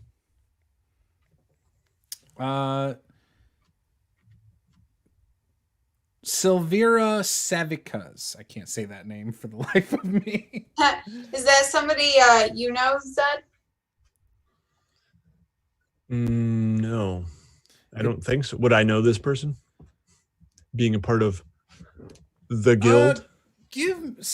No. Okay. He tells you Silvira is a sage who operates out of Candlekeep. A good friend of mine. She's been monitoring devil activity in Baldur's Gate and Elturel for months. Candlekeep, you say? How far away is Candlekeep? It's fairly close. It's not too far. Okay. He then says Silvira is convinced that Thavius Krieg struck a bargain with an archdevil, and that a copy of the contract he signed is hidden inside a magic puzzle box. She asked me to help her obtain proof of Krieg's crimes. As she says that, Rhea says, no, Krieg would never do such a thing. Krieg is an honest man who helped save Elturel. Okay, hold on a second. Puzzle box. That went by really, really fast. He had the puzzle box when we saw him, remember? I thought we had the puzzle box. Yeah, we took it from him. I think we didn't. We You got kill it that from guy? one of the Vanthampurs. I wasn't going to tell them that. Like, I Oh, don't know. Just yeah. We were saying that while we're huddled up. Yeah. Of course. Yeah. Silvira thinks she can open the puzzle box. She's not a friend of Thavius's. She's willing to pay for it in gold or magic items. I can get you a meeting with her if you help me out. What makes you think you can open it? Silvira is a great sage. Candlekeep is known for its scholars and its intelligent minds.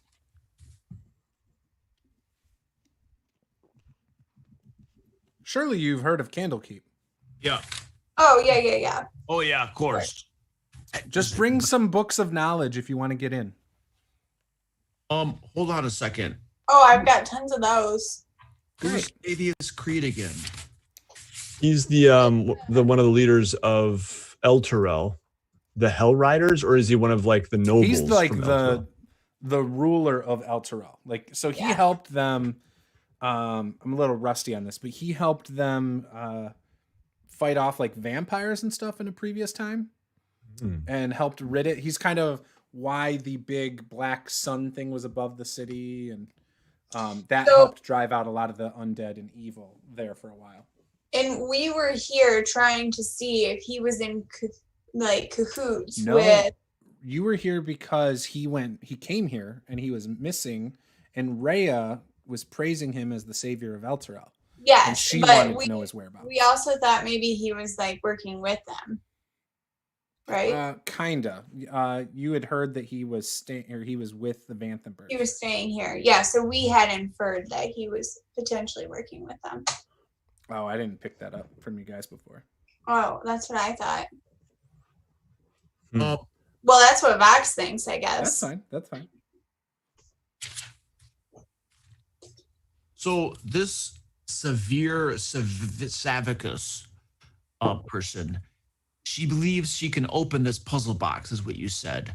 Now, what does she think is inside the puzzle box again? The contract he signed with an archdevil. And why does she think that that's in the puzzle box? I don't know. I'm just here to obtain that to obtain the puzzle box. Who signed this contract? Thavius Krieg. He says, if you help me get out, I can. I've memorized the floor plan of the dungeon.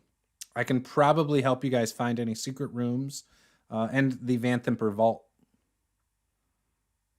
Did you say treasure vault? I said the Vanthampur vault. I don't know what's in there. No, I say we let him out. If they wanted to capture him, he can't be on their side. I mean, yeah, we're gonna let him out. We're not gonna let him stay in here. They look like pretty good people. I don't see any horns, you know.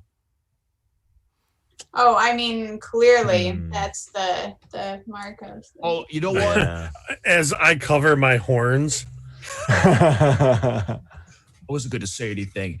What I'm gonna do here is I'm gonna use my divine sense, which allows me at the end of my next turn, I can detect any thing affected by Hallow, or I can know the location of a celestial, fiend, or undead within 60 feet.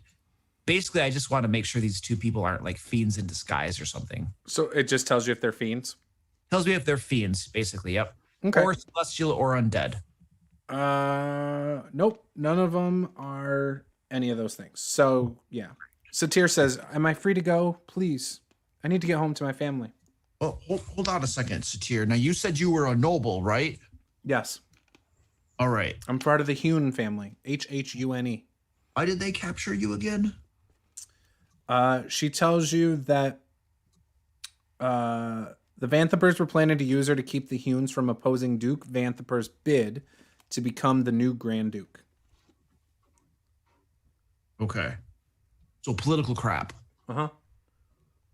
How long have you been down here? Weeks. Had we heard that she was missing at all? No, she's not necessarily from like here. Okay. I don't think. But it doesn't say if she is or not. I don't know. All right. So, yeah, I mean, we'll let you out of here for sure. You see the keys on the bearded devil's side. Yeah, I grab the keys. I'll be like, yeah, we can let you out. Alistair says he'll stay with you, but he'll stay out of harm's way. Yeah. So I start opening their cage doors. When you open it, you can tell Fallister Fisk's beard is neatly trimmed. It's a goatee, and it's dyed crimson colored. That's fancy. Mm-hmm. He's a clean-cut man. So, Mrs. Lady Hune, do you think that in the future, if we had any like stuff that you might be able to assist us with, like noble stuff or political stuff, you might be able to help us out, just like a future favor for having helped you out of this tight spot? Like you're under no obligation. We're gonna rescue you either way. I just figure, you toss us a bone if we ever need one in the future. There's a chance. Okay, good. Because we can knock you back up if we need to. I'm just kidding. That's a joke.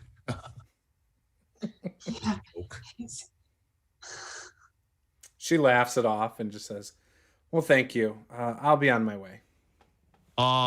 You know your way out? You good to go? Because we just fought a devil or something. I'll go the way that I was pulled down here. I'll be fine. All right, if you're good to go. I mean, we'd rather not have to escort you anyway, so yeah. You don't need any like protection or escort out. You just she looks like she's in some pretty good shape. I mean, she's like an athletic 70-year-old woman. I mean, yeah, but she also got caught and put in the jail cell in the first place. So She did. I mean, that's fine if she wants to go. Like, I'm not gonna stop her. I'm just saying. She tells you, she's like, I'm sure I'll be fine. You guys seem to have gotten your way here, so I should be able to get my way out. Yeah, that's logical. All right. Oh, you see you later. We should find this vault. So, perfect. Fallister Fisks tells you, well, it just happens to be around this corner, and he starts leading you down the hallway this way, Just happens to be. I'm always leery of phrases that start with "it just happens to be." He passes the secret door that you guys came through. He says, "Did you guys know about this secret door?" That's where the Duke likes to do her studies. Or not her studies, her worshiping. Studies. Before we left that room, we didn't want to like check the dude to see if he had anything else aside from the keys on him or anything like that. He's got a glaive.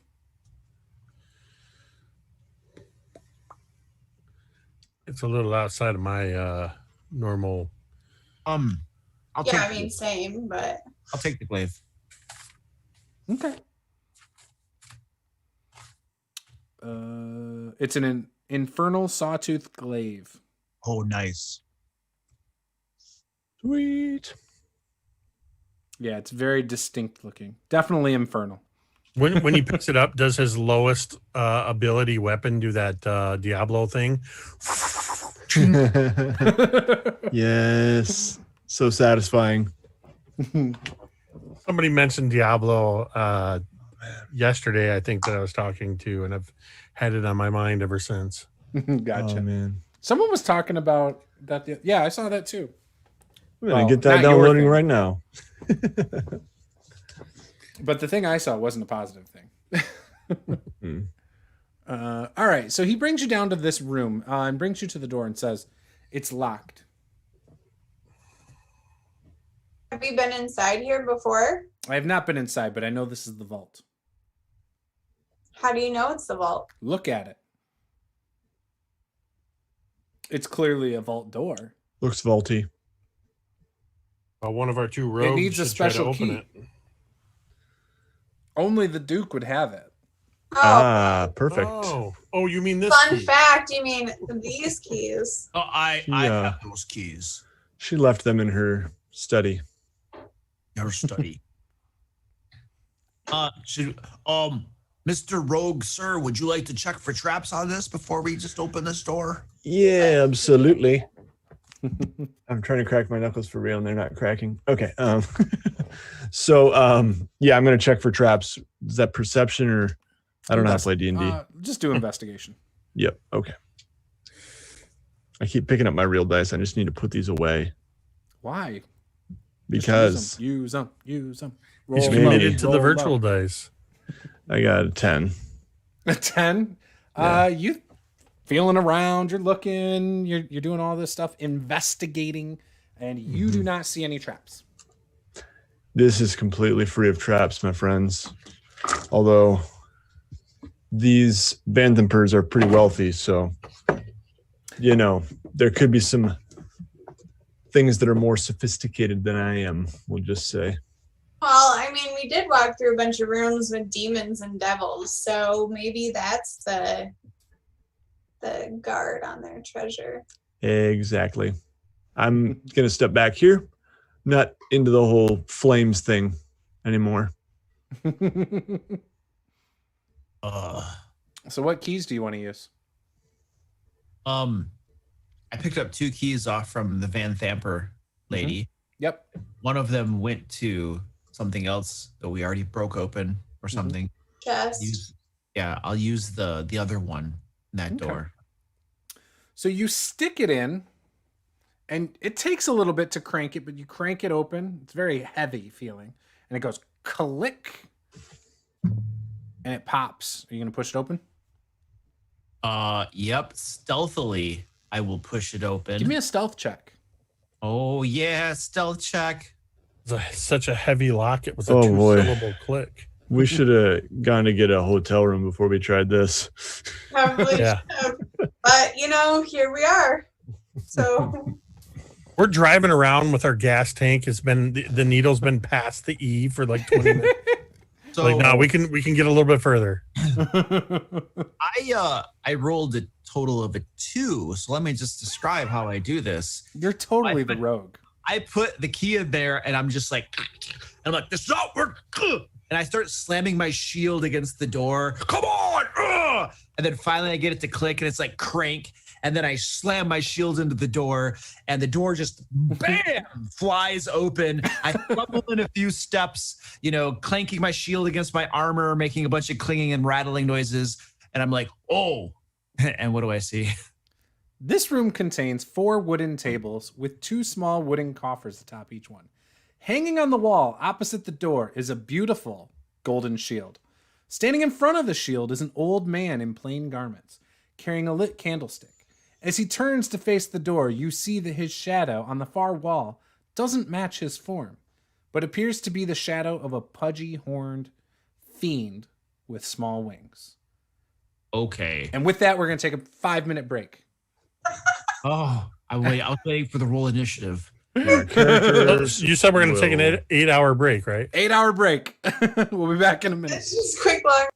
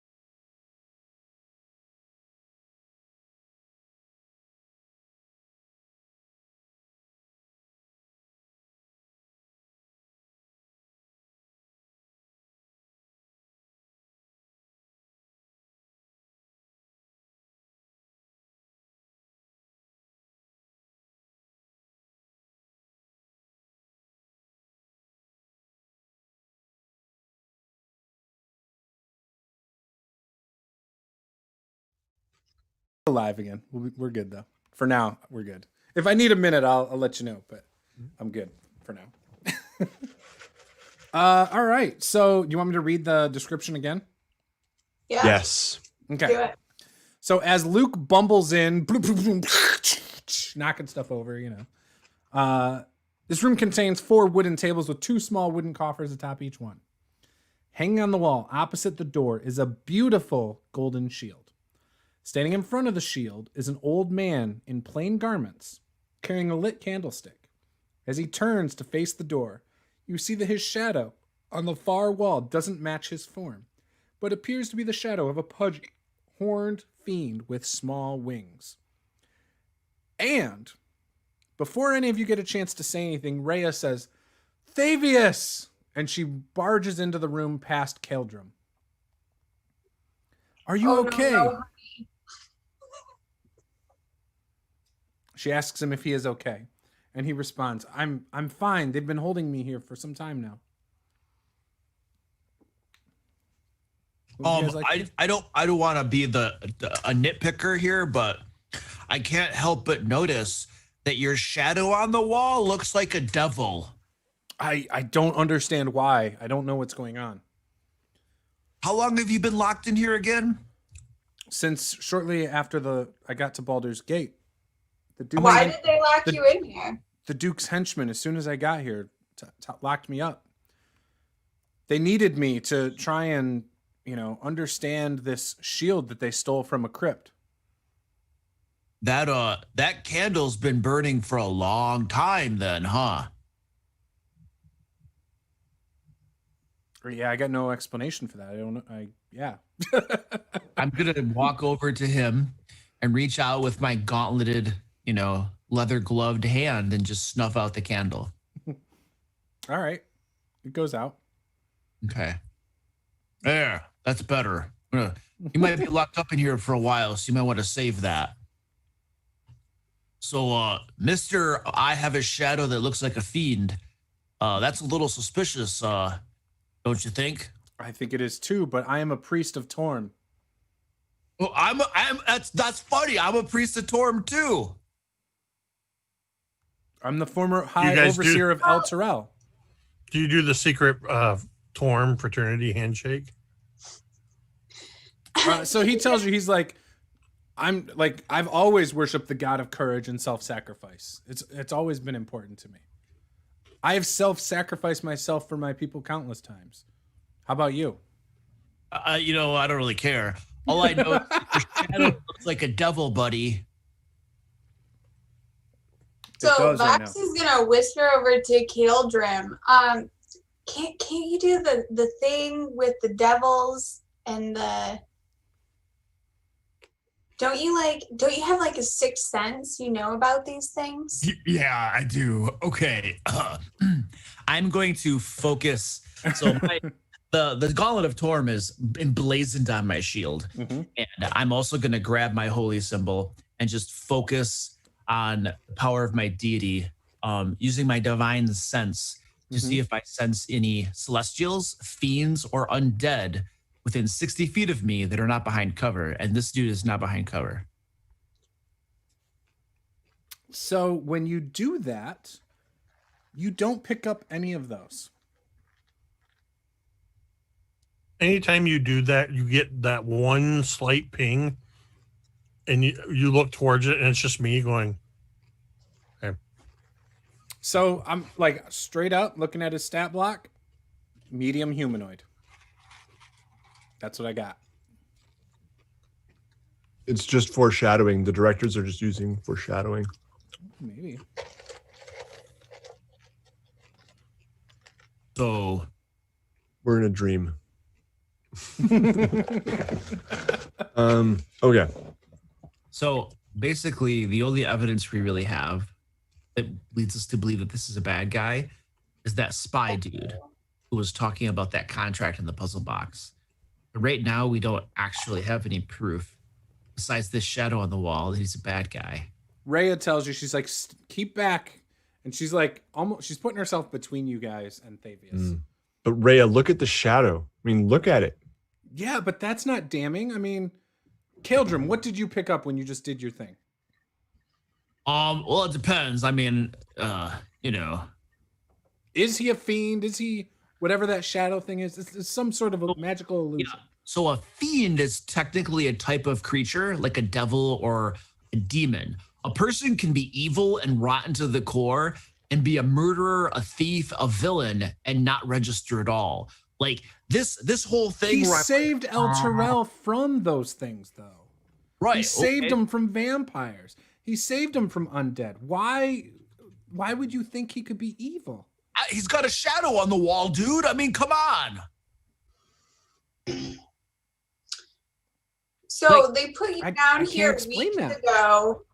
Have they been like visiting you periodically, or yeah, they brought me food. They brought me extra candles. Just like every day, they bring you food and candles. A couple times, yeah, and they want to know if I've cracked this shield yet. Who specifically brings the Duke? The Duke has come in here. She's the only one that's come in here. Wasn't that like 70-year-old woman that we just set free asking about a shield? Epiphany, you can have some inspiration. I mean, it was literally like 5 minutes ago. She was like, the Duke needs my help to ascertain the magical properties of this celestial shield, which her family acquired from a crypt under the city. Acquired. All right. So what? Do we just let you go now? Are you going back to El Terrell? So wait, the Duke needed that lady's help to ascertain. No, the Duke needed his help. Oh, this guy's help. Okay. Yeah. He was trying to crack it. The shield was stolen from the Hune family. So why are you how did you get here? So I was worshiping outside of El Terrell at a temple when El Terrell fell. As soon as it did, I came to the nearest city, Baldur's Gate, to seek help. When I got here, I happened to be kidnapped and brought here.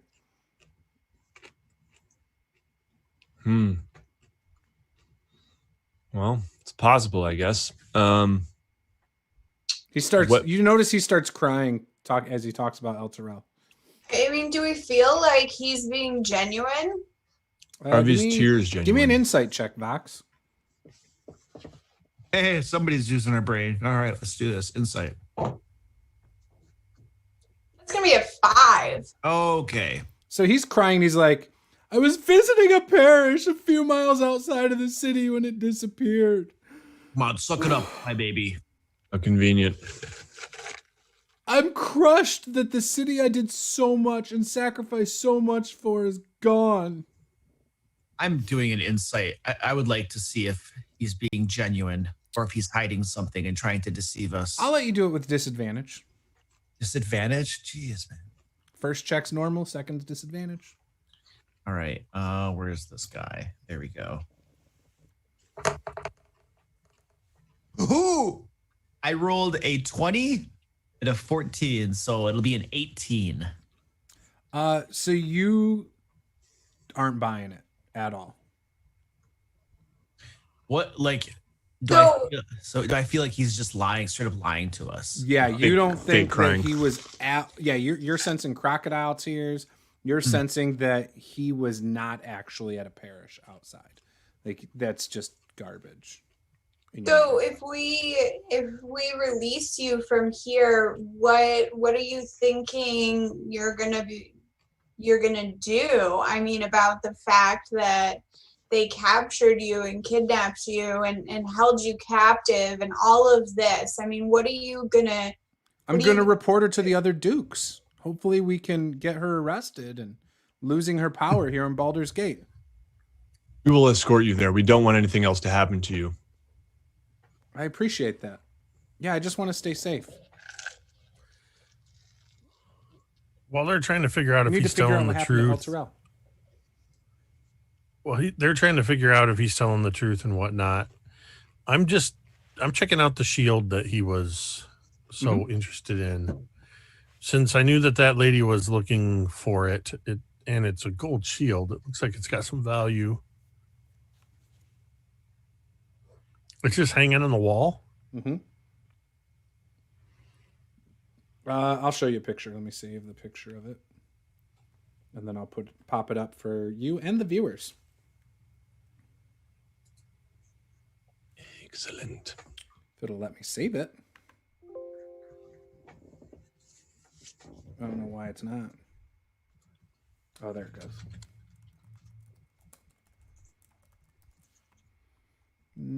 Sorry, guys. Just give me a minute. No problem. Sometimes my computer goes a little slow when, doing this stuff. I'll just pop it up over this screen.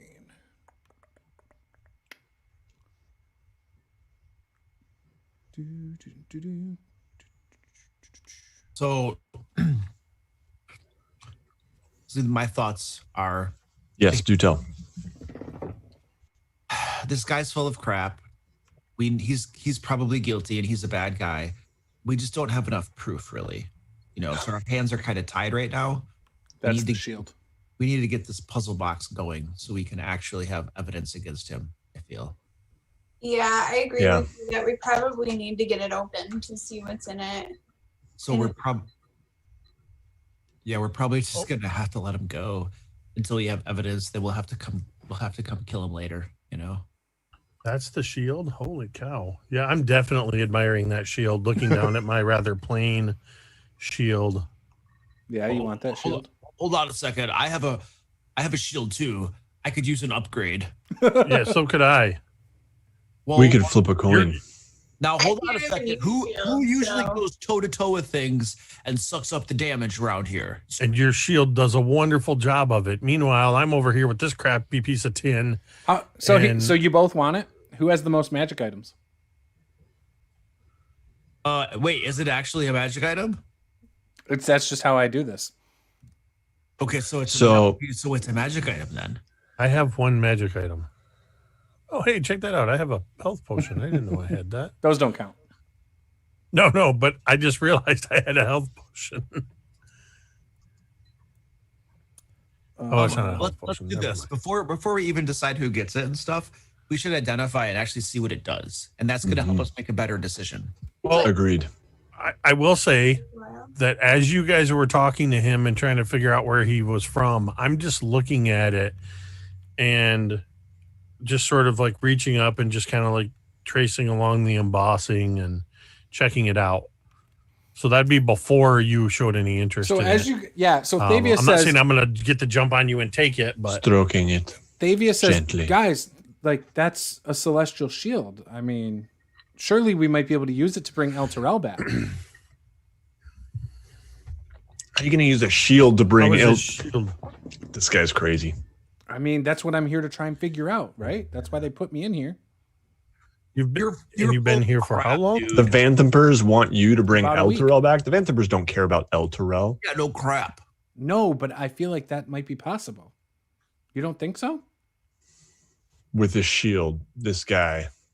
What I think is possible is that this shield is much better than the shield that I have, and it will do a very good job of keeping me safe. I didn't tell her it had magical properties.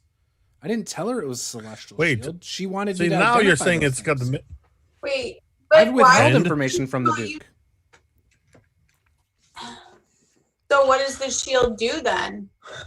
So you're saying you know? I just know it's a celestial shield. I'm trying to figure out how it works. And you've been down here for 2 weeks trying to figure it out, and you haven't figured out anything? Not yet. I mean, what can I do in this room with it? Like, I know wizards back in Candlekeep that could do this in like an hour. Yeah. Or a minute. The Vanthampurs don't have money to pay a wizard to come down here and cast Identify? Really? Seems like... You think they're going to bring a wizard down here to cast Identify? Yeah, then they slit his throat when they're done with them. Maybe they already have. Maybe wizards were onto them. A lot of people notice when you disappear, right? I mean, why wouldn't they try their luck elsewhere? I don't know. Maybe they are the reason El Terrell fell. Yeah, we all know who caused Alterel to fell, buddy boy. Mister, I have a shadow of a demon. I saved El Terrell. The missing El Terrell would beg to differ. You were on vacation. Rhea tells you guys, no, guys, he's telling the truth. He saved El Terrell. I swear. I'm sorry. Yeah, there was that other thing, but this is a new thing. I did an insight check, and it told me that no. What is an insight check? My insight check discovered that the WotC team did not really think this through. In so many ways. You just failed your insight check, Zed. They thought it through. Juice is a terrible DM. No. I just for funsies rolled an insight check and got a 1, so I have no idea what he's talking about. So you guys know that in 1444 DR, the High Ruler of Elturel was discovered to be a vampire. And yes, Thavius Krieg was a priest of Torm and pleaded to any power to save his city, and in that moment, his reckless prayer was answered. Basically, the second sun appeared in the sky, turned night into day, and it blasted the vampire lord and his spawn to ashes while the remaining undead cowered from its light. Elturel was swiftly liberated from their dead grip. Taking the credit, Thavius was acclaimed as the savior of Elturel, and few would doubt his goodness or his intent. Only he, yeah. Mm-hmm. So there you go. He's good. He's a good guy. Yeah, but all right. Well, anyway, should we escort him back to the guards to make a report about what's happened here, or do we just let him go? I mean, I'm kind of like huddled back out of earshot a little bit. What do you guys think? I don't know. This whole thing just seems weird. Like, it doesn't make any sense. It doesn't make sense for him to be in this room by himself.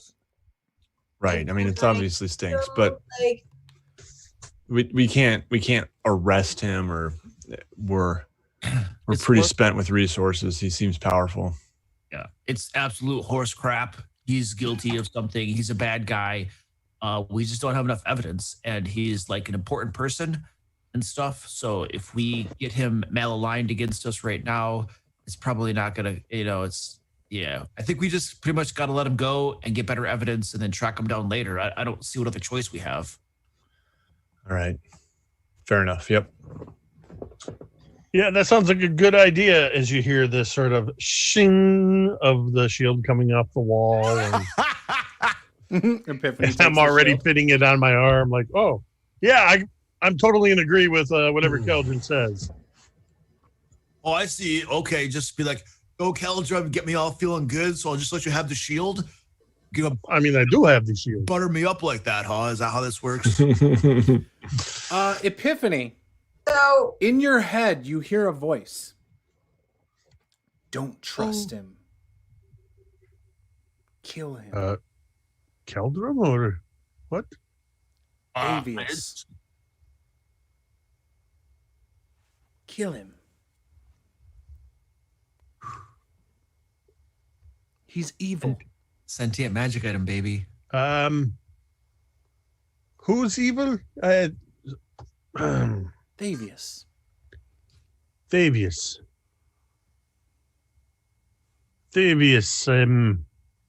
Are you evil? I'm not evil. I don't know. Is that shield talking to you too? Too? It was talking to me. what did it say to you?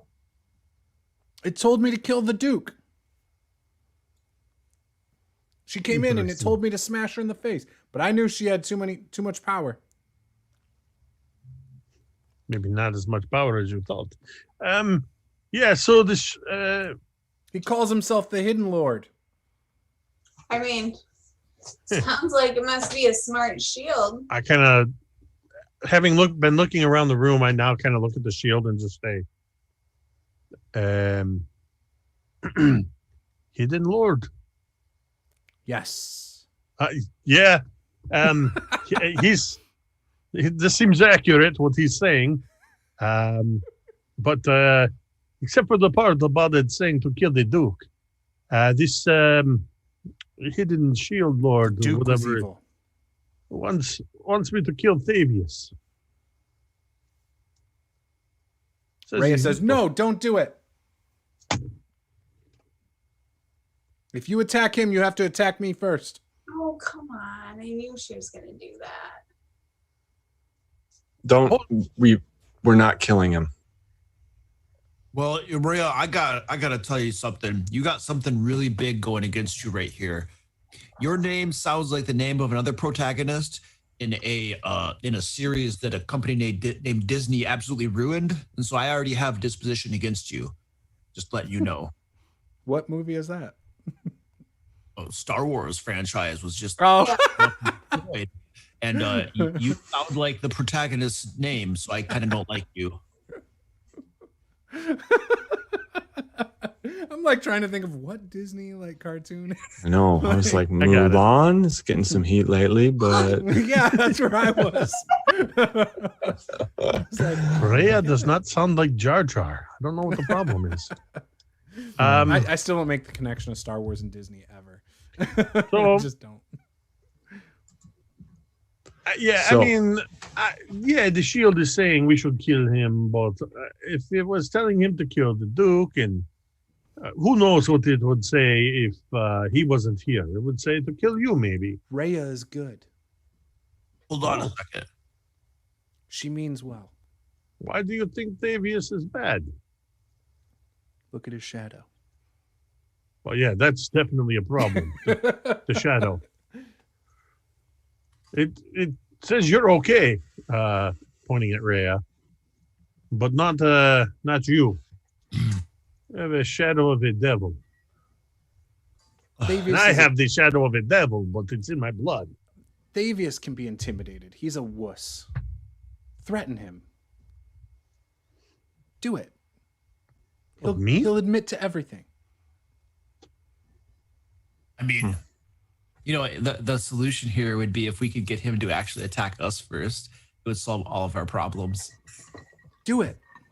Threaten him. Intimidate him. Do what you got to do. He will tell the truth.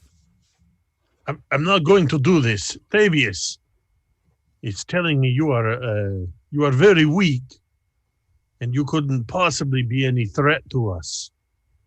Thavius tells you, he's like, I saved El Terrell. I am not weak. I am a strong ruler. I am the strongest ruler. That's not what it says. It's saying that you are. That's kind of personal. It's saying you're compensating. Is what it's saying. You talk big words, but not much of a man. You were weak enough to get captured and brought down here. You weren't strong enough to get out of the room.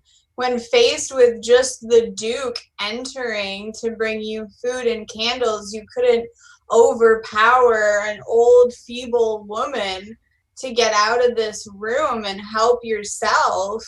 So, I mean, that's... You don't know what that woman is capable of. Accurate statement to me. I already talked to her. It was a really short conversation. Nope. Yeah, come on, Wussy boy. What kind of leader of savior of El Terrell are you anyway? Her and her servants have abilities that are beyond your scope of understanding. Well, I mean, there's a reason I didn't fight back. I need to live to see another day. I need to bring El Terrell back. And Ray's like, yeah. We're the ones who broke in here. We're the ones who are saving you, oh powerful great one. Rhea says, wait. Amazing. Zed was just knocked unconscious by her. It was 4 of you against her, and you guys struggled. We all struggled. It was 5 of us against her. All right, listen, Rhea. What is Thavius going to do by himself against her? Zero struggle. Look, all I'm saying is that if he's some big, bad, great thing, great person, then, maybe now would be a good time to step up and prove what he's capable of when he's locked up in a dungeon. But I mean, apparently that's not something he can do. And I just want to say in Zed's defense, Hellish Rebuke is a very powerful spell, especially when cast by a warlock who up-levels it and stuff. So, that was a hard spell. Imagine if I hit her with the Thank shield, you. like the shield is saying. Do you think I would have survived on my own from a Hellish Rebuke? Well, I mean, obviously not, which is why That's you're my point. not quite as 5 of powerful you as you say you are, struggled. right? One of me didn't, because I didn't do something stupid like attack her. If I did, I wouldn't be here talking to you. All right, listen. Let's just leave Rhea to her new boyfriend and Fiddle with your you know. shield. keep We're an eye just on going- that shadow. I think we need to. I very much agree with Caeldrim here that we let this man go, and Rhea can go and keep an eye on him. And if we need him, we'll figure Seriously, out. yes. Rhea, don't trust him. And then, yeah, I'm going to. The shield starts talking out loud. Caeldrim, don't you want to interrogate Thavius? I'm going to walk over to Thavius's shadow on the wall, and I'm just going to take my magical mace and just smoke that shadow as hard as I can. See what happens. So you definitely like hit the bricks and like dust flies off and it crumbles. And Thavius jumps and is like, oh. Now, you see, that was just the shadow. Now, until you start speaking some truth around here, like holy horse crap is gonna start flying, and I don't know what that means, but it's not good. And I'm gonna walk up to him with this bloodied mace and kind of gesture at him, be like, "Now, I'm gonna explain the shadow and explain why everything that you say stinks." I'm gonna walk over and sort of make a show of getting in between him and Caeldrim and just sort of getting Caeldrim to back down a little bit. And I just kind of give you a little bit of a wink. No. I'm sorry, Thavius. He's got a temper. I'm gonna listen, Thavius. And I'm going to, as I'm talking, just subtly, this is a thing I have because the type of tiefling I am, that I can cast the friends cantrip. Oh, who you casting that on? Thavius. Oh, okay. And it gives me advantage. Is that a cantrip you said? Yeah. Okay. Gives me advantage on charisma checks, as long as he isn't hostile towards me. Gotcha. So before that happens, I do want Caeldrim to make a intimidation check. And then we'll do the Epiphany friends. Can I get advantage because I'm awesome? Or could No. he get advantage because I was yelling at him? Sure. All right. Like an assist? Or Thank you. Yeah, I Vox is very, very intimidating standing back there with her like actually arms crossed. You know, she's so intimidating. Rawr. Actually, my intimidation's probably better than everybody's in here. Probably. I can guarantee you. I have a +5. I'm pretty good at this stuff. Guys, yeah, I got a fruit yeah. fly that's going all around here. So if you see me going like this once in a while, that's why. Oh, I thought you were copying me because I was like, rawr. No, I'm gonna nail this fruit fly eventually. Mark my words. About 2 weeks ago, I had mosquitoes and flies flying around here for some reason. I don't know why. I have a 15. A 15 is great. So he drops to his knees and he says, "It's true. It's all true." And he like for real starts crying. Like Caeldrim, you think he's telling the truth here. He says, "I turned my back on Torm. Elturel falling is all my fault." Okay. Hell. All right, good. This is the first step to redemption. Now, exactly how were you involved in Elturel's fall? And Rhea, I want you to listen here. Rhea like she like lowers her sword and she's like shocked. Like completely shocked. Listen, Step between Rhea and Thavius because I don't want her to smoke him right now. listen. as he says, you trust me. Just you want to tell us all of the truth that you have. I'm trying to be extra calm and persuasive, the buffer between Caeldrim and Thavius. He tells you outright. He says, so years ago, I was looking for anybody to help. Torm didn't answer my prayers. I made a deal with Zariel. Zariel brought the Forever Sun out and got rid of the vampires. Put me in power. I didn't know that eventually she would come for Elturel.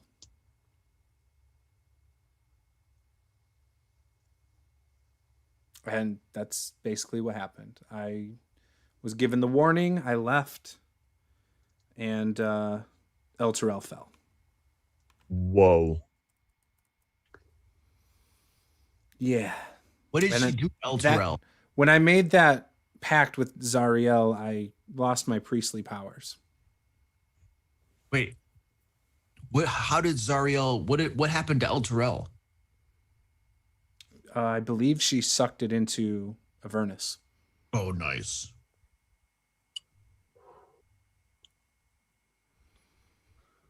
I was hoping to use this shield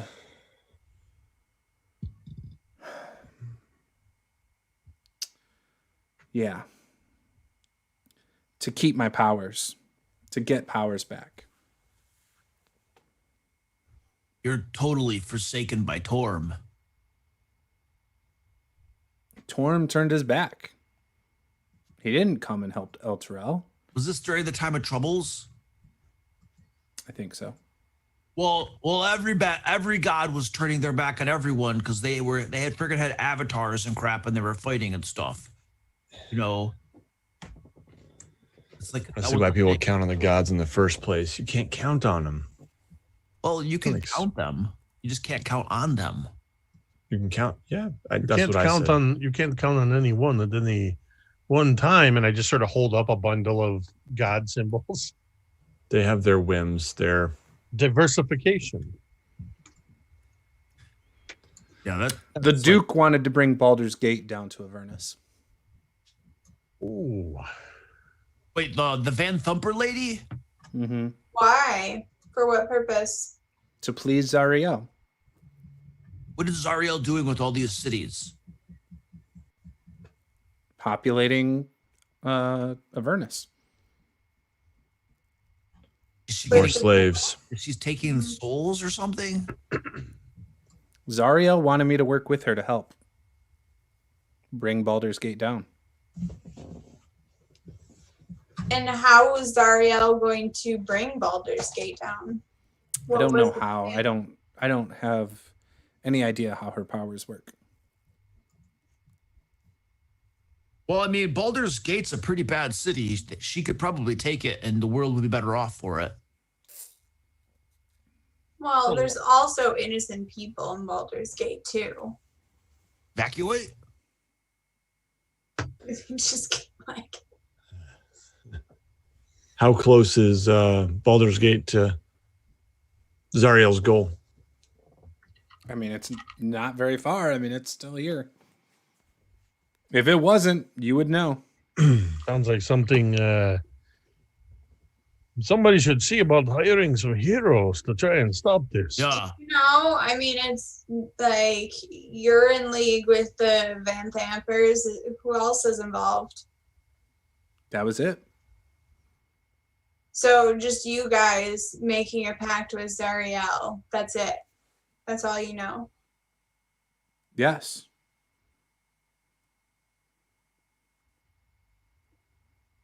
You didn't think there We were told the shield that we would help the soul in it break out. We told the Hidden Lord we'd help it break out if it could help us. I lean over to the shield. It's Is that true? It's true. Epiphany, you only hear this, but the shield says, kill him.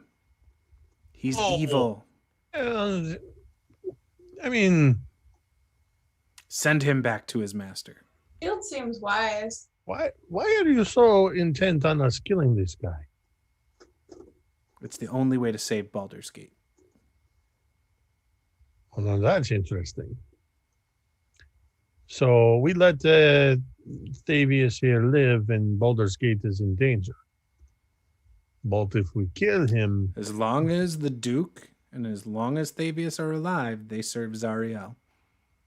well, I don't think the Duke is going to be giving us too much trouble.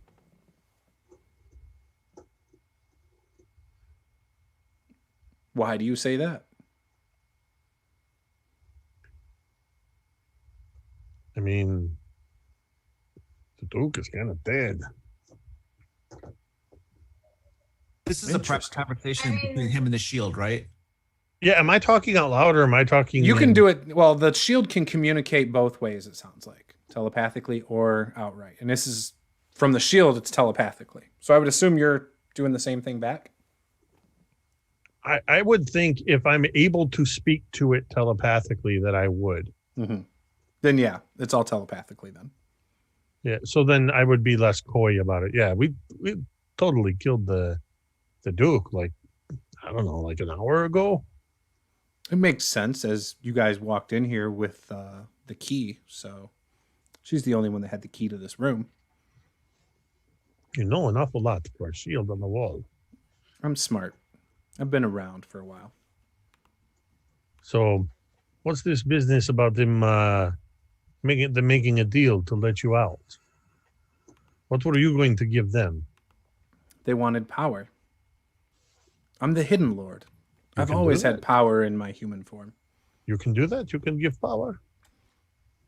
Will you help get me out? What exactly do I have to do to get you out? That I do not know. So here's what I'm thinking. You give me some of this power and make me a little better. I once had mortal followers that revered me as a god. I am a mortal follower and I worship lots of gods. Well, you can add another one to that list. So, and then you hang out with us, you make me a little more powerful, and then we'll see what we can find that maybe, possibly we can let you go one day. Listen! And then this time I start saying out loud, no, we are not going to do it. And in my head, just go along with me, okay? We are not going to kill him. Guys, I think I have figured this thing out, and I have subdued the spirit within, and I will keep it with me and keep it at bay, but it wants us to kill him, and I said we will not do it. Oh. Oh, This guy's like confessed. I think there's potentially a path of redemption ahead of him. Yeah, that's what I was telling the shield. Thavius tells you, Redemption. he's like, my soul belongs to Zariel. I've tried Yeah. to repent. There's nothing I can do. I mean, as long as he's alive, he's gonna do whatever he has to do, guys.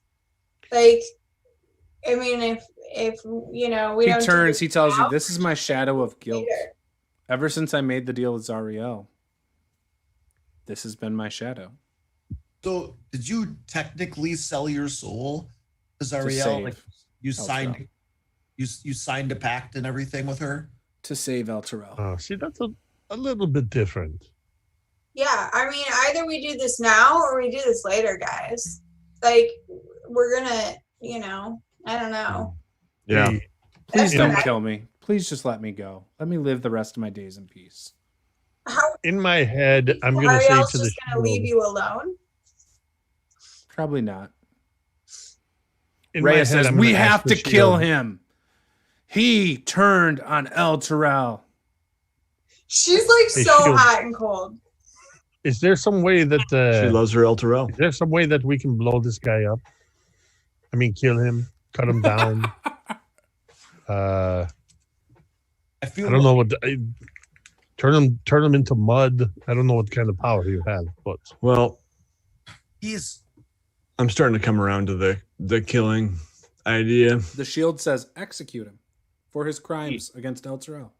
We asked him about redemption. It's justified. That's not evil. He claimed his soul still belonged to Zariel, and he's not going to repent. So I have repented. It doesn't work. that's because you signed a pact with her, you moron. She owns your soul. I saved El Terrell. It's all So- I could do. This is becoming a circular argument. Rhea. Ultimate sacrifice. Rhea tells you she'll off him if you guys want to be That's here what I was for it turning or to not. Rhea. She tells you she'll execute him. Maybe you should do it. I step back and give her a clear path. Thavius is like, no, please, Rhea, only you can. You can save me. Rhea just takes her sword and kills him. Oh, sucks to be him. Rhea Was a starts boring crying. conversation anyway. Tears start running from Rhea's face. I just want to throw this out here, you guys. He sold his soul to an archdevil, which means we're probably going to run into him again when we descend into Avernus. You keep talking this nonsense. I know. People don't just go there. One does not simply descend into Avernus. So Oh, I love it. Thank you so much. Nate, I'm taking your face. I'm putting it on, is it Boromir? I'm putting your face there, and we're making that a meme. We're doing it. When there's It's not happening. simply descend into Tomorrow Avernus. morning, I'm making that meme. It's going out on all of the interwebs. Avernus. All of the wwws, as Paula would say. So I want to ask a question. Does my character know that when a person signs their soul to a devil and then they die, that they go into the nine hells? I don't do know I if know anyone would necessarily know that per se, but I think that maybe it's been rumored and talked about, like that. Can it's I possible. can I make a religion check or something to see if Yeah, I know a go little bit ahead. more about this? Because I'm kind of assuming a little bit out of character knowledge when I'm saying some of this crap. Yeah. Ooh, I got a 17. Okay. So yeah, I would say you have heard that and you might believe that. Okay. Yeah. All right. Cool. But there's no proof per se. Okay. Okay. And the reason you think that is because you've heard of people killing devils on the material plane and then them just going back and things like that. Mhm. So that's really the foundation of that belief. All right. Yeah, we're gonna run into this guy again. And diarrhea, probably gonna need you to come with us to help fight him a second time. Diarrhea. Who's diarrhea? Rhea. Her name is Rhea, guys. Rhea. Remember Star Wars? I'm trying to forget about it. Oh man. I love Star Wars. I liked episode 7 and then I liked even the new ones. That's all I'll say. You just After got, this game, I'm gonna go watch Let's Rise of not do this Skywalker. right now. what are you watching, Jake? The Rise of Skywalker. Yeah. I mean, their mistakes were made in that movie, but like, it's fine. I enjoyed it for what it Yeah. is, an action movie. Fine. You got to drop the expectations, man. Just enjoy it for what it is. Oh, Just drop your shatter all expectations. It was true. fine. Yeah. No one can make a good movie anymore. Just accept it. All right. There's a lot of stuff here, I'm assuming, DM. Yeah. Let's get some stuff, guys. Yeah, we're like in a So- vault. We have coffers and crap. Yeah, let's see what it. I don't even think it even says anything about this. And I'm sure yeah, there's it a does. cart Yeah, it in does. here too, or something, or So possibly a there's- mule. 8 coffers. See a mule? Holy crap. There's got to be a cart or a mule in here, So right? let's get the shield out of the way. So That's me. Jake, during this conversation, you've attuned to the shield. I'm assuming, right? Sure. So Oh, look who just said, "I'm not I taking know. it. I'm just taking it." So- Oh, I strapped it on my arm and everything. I was, Oh, right, he was geez. talking to it like I Okay, was but role playing that seriously, whole though. time. He is our tank. So just seriously consider the paladin possibly having the best shield. So Epiphany, you get a +2 bonus to your AC and resistance to fire damage. I already have that. I'm Oh, like, you already have. Can you imagine me with a 20 AC? Maybe a 22 once I get full plate armor. Mm-hmm. Mm-hmm. I need to check something real quick on my bonds and my flaws and all that good stuff. The shield has 3 To charges. see if I would even. You can expend 1 charge to cast Fireball, 2 charges to cast Wall of Fire, saving a save DC of 21, and the Wall of Fire spell lasts for 1 minute. No concentration required. Holy crap. Whoa. It regains all expended charges daily at dawn. This is a nice little thingy So- bopper here. There's a part of me that thinks if I give it to Caeldrim, I'm just going to get it anyway when he dies. Well, from so I guess his the own question fireball is, spell. like, is he gonna? Would he use those? Sorry, never mind. The shield also tells you it is an angel trapped in an unholy prison. Yeah, right at that point. If released from the shield, Nope, sorry. At that point, if this thing's telling me all this, I'm like, no, sorry. I'm unbuckling it. I'm like, yeah, no, that is entirely too much. I'm not ready for this kind of response. I don't even want to be a dad. Here, Caeldrim, this is probably going to make more sense for you to have this. This is, it's a nice shield. Don't get me wrong. Take some time with it, and you'll see. All right. Well, I appreciate it there. Yeah, I'm totally just looking at some of my flaws and bonds and stuff. There's too much responsibility there for Epiphany. He's not up for that. What's the name of this? Does this shield have a specific name? the Hidden Lord. The Hidden Lord? Yeah, that's what he refers to himself as, the Hidden Lord. That's what it's called if you equip it. Like, what if he wants to look it up on D&D Beyond to That's what I'm equip trying to do. Don't pull it up on D&D Beyond. it? Okay. Oh, there must be something There's a secret. secret. There's a Okay. lot of stuff here. So, can you manually add to your AC or no? Yeah, there's a way to Yeah, do you can custom modify. magic You can do items. modifications to all your. So I'm gonna, before we play next time. So it's 11:15. What do you guys think? How you feeling? We can go through the coffer and everything. I want to read up on how other people handle this shield because it's a really powerful shield, and I want to run it by some people who have run this module. Mm-hmm. Because some of these abilities are like pretty crazy. Yeah, that's fair. And yeah, let's get our loot, Yeah. and then I'm cool with calling it there. Yeah. okay. Yep. And then we already have it down for the calendar in October to play again. So And Okay. I mean, are there any other rooms in this dungeon we haven't explored yet? Or Yeah. okay, yeah, you still have. Let's show you guys real quick. So you still have this The upper room. left. This there's a room, whole this, bunch of and this. rooms. Yeah, so just these like left side. okay. So Yeah, just these like 8 rooms.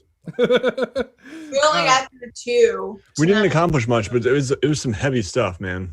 so you guys did the heavy stuff. Yeah, like you said. You did all of like the impactful stuff. There's other stuff here, but you did like the big boss fight with the woman, you know. Mm-hmm. You I'm not did gonna the lie. Thavius Creek objective. I'm not gonna lie. Jake wanted to keep that shield, 100%. It's a good shield. But Epiphany does not want that responsibility. You don't Okay. want an angel and freeing it from its evil? Aside from the shield, what So- else? Anybody that has the ear of the gods is not somebody that Epiphany necessarily wants to get to know, since he's basically using all of the gods a little bit at a time. Man, Epiphany could use that +2 AC though. I already have a shield with a +2 Shield only AC. gives plus Or is two. it an additional It's +2 +2? on top. It's magical +2. Yeah, okay. Oh, Yeah. Well, Like a still. shield. That's my understanding. So here's the thing. So Caeldrim's In gonna be all of our 21. battles, I rarely get hit because I stay out of the main fight. Yeah. So AC hasn't been. I mean, it's very much more important for our tank to. yeah, You're it a doesn't- cleric, Yeah. right? It Jake? doesn't really spell out the AC thing really well. It just says you gain a +2 bonus to AC. Well, No. that sounds like a regular shield then. It's a regular shield. I want to make it a +2 magical shield. Well, but maybe it's not. Wait, he's like, Like, that I need makes to more talk to sense other to me. people because this shield is super powerful, but I'm No, gonna it's also more make the it other more the powerful. ability, like the spells and stuff. Right. So, things you Yeah. guys haven't read. There's paragraphs about this shield, guys. Oh, man. Remember It's got when its you own joked about page. having a 29 AC? Oh, You're about to get that. Okay, so what else is in this room? Okay, coffer number 1. 30 electrum they're all unlocked, by the way. 30 electrum ingots. They're worth 10 gold each. Okay. Coffers 2, 3, and 4 each contain 100 gold. So 300 gold. 300 gold. Coffer 5 contains 2 pieces of a broken ceremonial dagger stolen from Tiamat's hoard. A curved ivory blade I bearing... can't write that fast. Sorry. I can also copy and paste it. I'll copy and paste it into the chat, and then I'll just read it out loud. Okay. Yeah, that's good. So there, copied and pasted it. So 2 pieces of a ceremonial broken dagger stolen from Tiamat's hoard, curved ivory blade bearing draconic runes that spell out Fang, along with a bone hilt wrapped in leather strips and studded with gemstones. Oh, how much is that worth? 250 gold. What about the dagger? What about the ceremonial dagger? Or sorry, that's 250 gold. What chat did you put I it don't in? know. Yeah, I don't know. Yeah. In the Zoom Oh, chat, did I not? I sent it to a single person on accident. you did. sent it to just me. I did not It's mean to do fine. that. I don't know. Sometimes it does that. Why? Did you send me a message or something before that? I did. That's why. Okay. What did you say? Oh, this should be interesting. No, you said that to everybody. Oh yeah, but before that, when I had taken a break, I was like, oh, I okay. forgot to take my Your med. medicine. Okay. Yeah, so Yeah. So then, coffer 6 and 7, 100 platinum pieces belonging to the Vanthampur family, and coffer 8 That's contains each? 20. That's like 2,000 gold pieces. Yep. And then coffer 8 contains 20 azurite gemstones, 10 gold each. So what? 200? Right? Yeah. I think my math is right. I don't know. Stolen from Tiamat's hoard. That's a lot of gold worth of stuff. Yeah. can we buy magical items? I would probably force you to make a check. I mean, yeah, Baldur's Gate's a pretty big city, so there should be some. There's a chance But- for it. Yeah. It would depend on what you want to buy and, things like that. There's rules for it in the DM's guide. I just have to pull it up and figure it out. Xanathar's has even more in-depth rules for Gotcha. purchasing magic items. I really I have not read Xanathar's guide as much as I should have. No, and I it's mean, got for me, so much it's- awesome stuff in it. Yeah, for me, it's all been it's just the extra character options, and I haven't really read much else. Yeah. At least Xanathar's since has a I lot of reviewed good it. stuff on that just expands on the downtime activities, which is where the buying and selling magic items is. Yeah. But it also has The tool stuff. extra stuff on tools. Mhm. Plus, it's got some pretty good spells in it. Yeah. Yeah, it's really good. So yeah, that was good. That was fun. Hey Luke, how's your Kickstarter going? Oh yeah, dude! Congrats on kicking ass, Yeah, man. holy crap! I can't go anywhere without seeing. I'm seeing it shared by showing up. Cardboard something or other all the time as a sponsored Those are- post. Yeah, those are, Backer Kit was doing ads for me. Gotcha. Nice. Yeah. Yeah, it's doing well. It's at 50K. So, and then we're working on more stretch goals and stuff. So, Doesn't that end soon? Sweet. it started at the beginning of September and then ends at the end of September. So, yeah, like 3 weeks or so. It's got left to go. Nice. Yeah. So everybody go support that. All 21 of you watching right now. Into the Fae. Don't you want to Yeah. go into the Fae? No, I think it sounds cool. Send into the Fae. Descend into the Everfay. Yeah. One does not simply go into the Fae. Yeah. Yeah, that's cool. Yep, Yeah, looks cool. I just remembered, like, right now, I'm like, oh yeah, I've been seeing that all the time. Like, I know I meant to congratulate you on funding Oh, thanks. and then some. last time I checked it, it was at like 30,000. I was like, geez. Yeah, well, that's like upfront, but then you got to pay everybody their little slice of things. You got to pay for fulfillment and pay for, you got to pay for everything, so. For sure.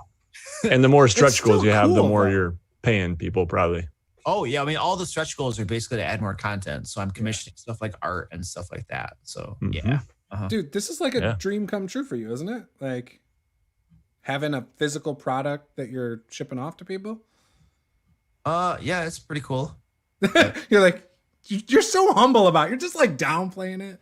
Like, I would be giddy as hell if I were you. I'm doing like I'm doing lots of things that are a dream come true. Like everything I'm doing is like super sweet. And so this is like one thing of many that it's really cool. You know what I mean? Right. So Yeah. yeah. I hear you. Yeah. I just don't like, you're so calm over there. That's all. Like, I don't think I could be. Well, I mean, part of it is all of the crazy amounts of work that go into doing all of this stuff. Yeah. So like when you're working all the time and you're just kind of all exhausted and stuff, it's